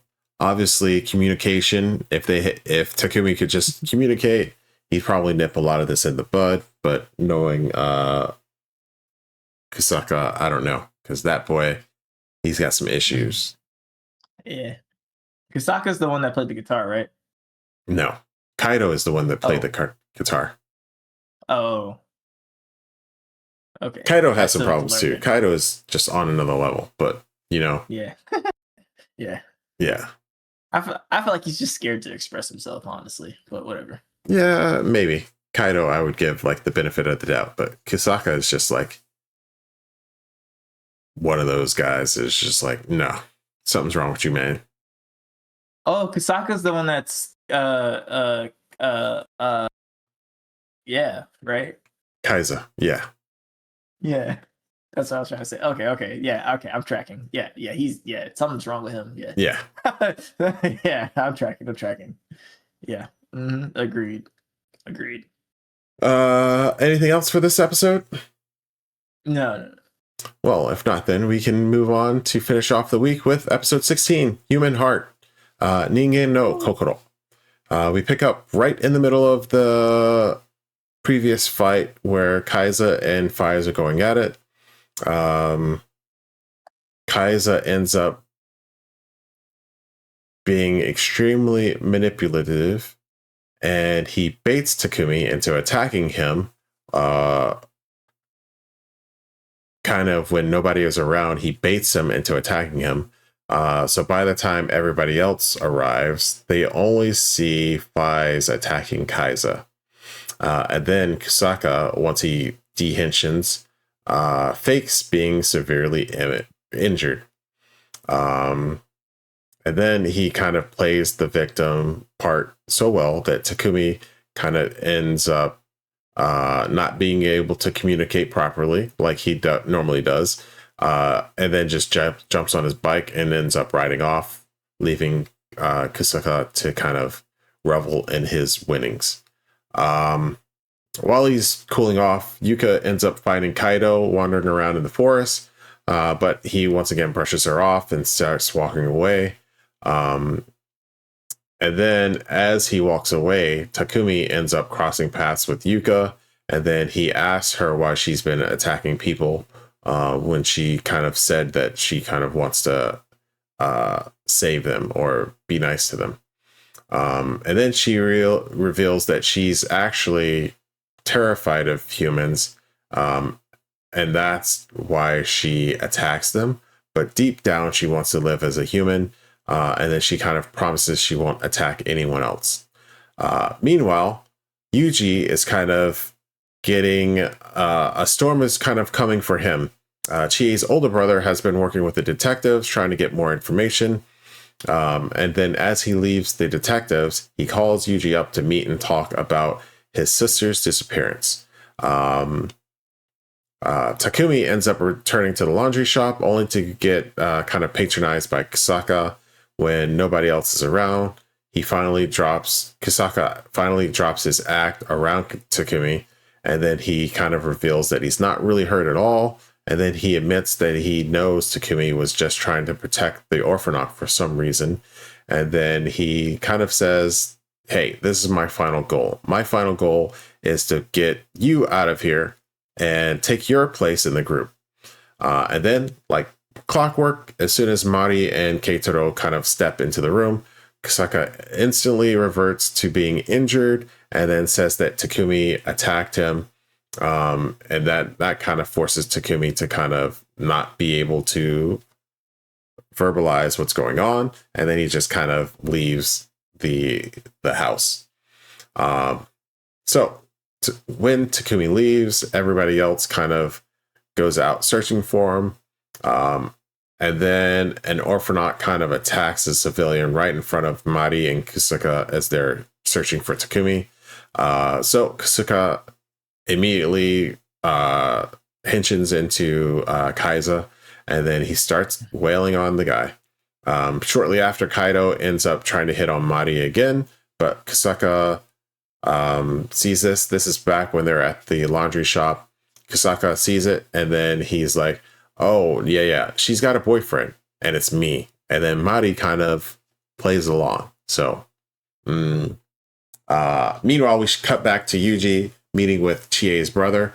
And then he kind of gives Yuji a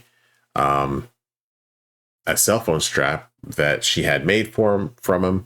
And then Yuji is kind of on the verge of breaking down because he's starting to lose it. But as Chie's brother is leaving, he gets attacked by an orphanage. Takumi and Keitaro run into Yuji at the scene of the crime. Takumi transforms into Faiz, and then seeing Yuji's overwhelming grief kind of makes him hesitate in the fight.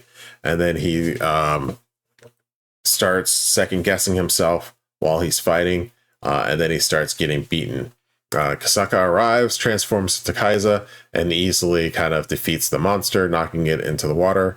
And then he turns around, takes a look, and he starts launching into a cheap shot at Faiz. And then the episode ends with the two of them squared up for another grudge match. And that's kind of where the episode ends. What'd you think?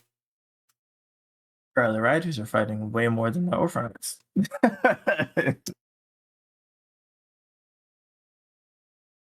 It's not equal, you know?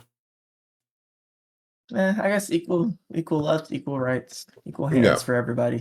Yeah, it's about the same. But they're fighting a lot. Yeah. But, hey, man, it's cool.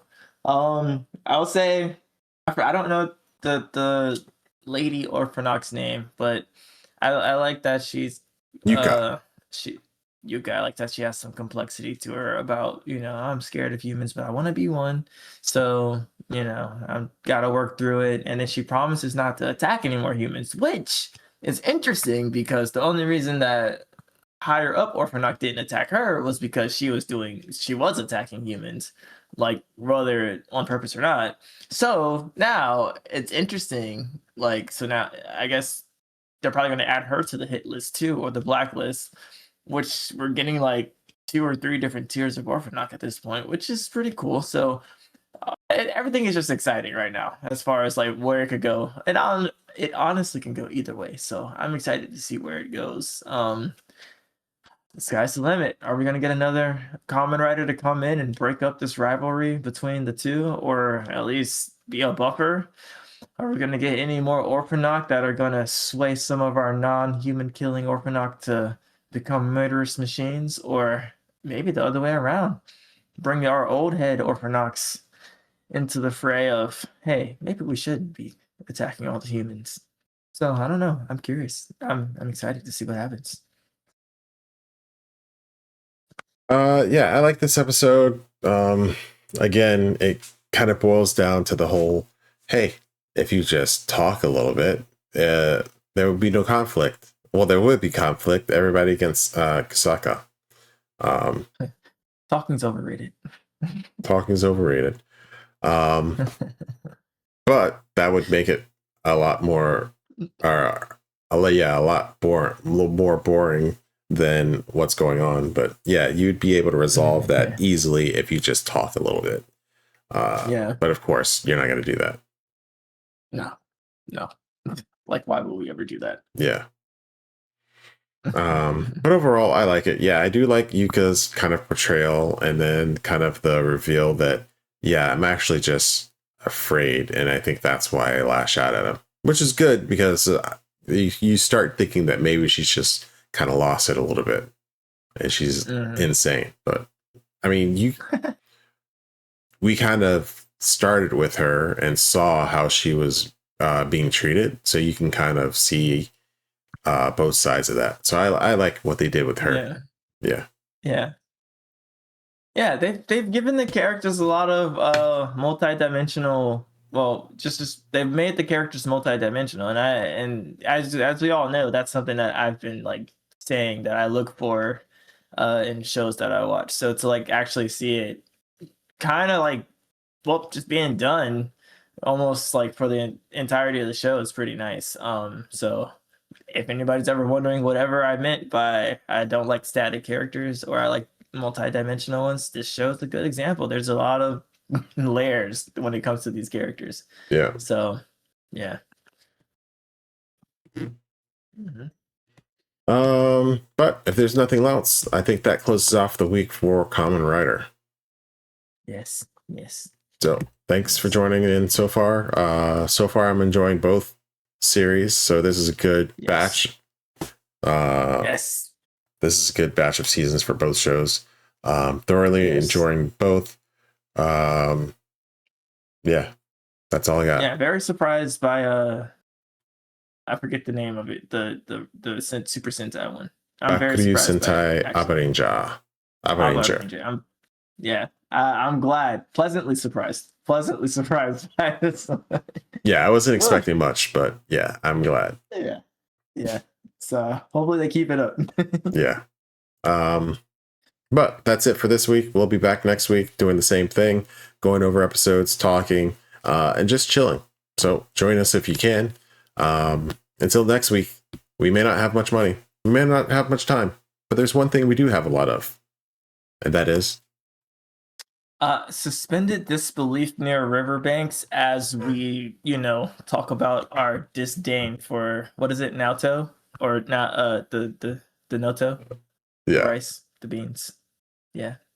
Hate that. All right. Natto. Yeah, Natto. Yeah. Natto. Yeah, we hate that. All right. Until next episode, keep roaring. Peace. Right.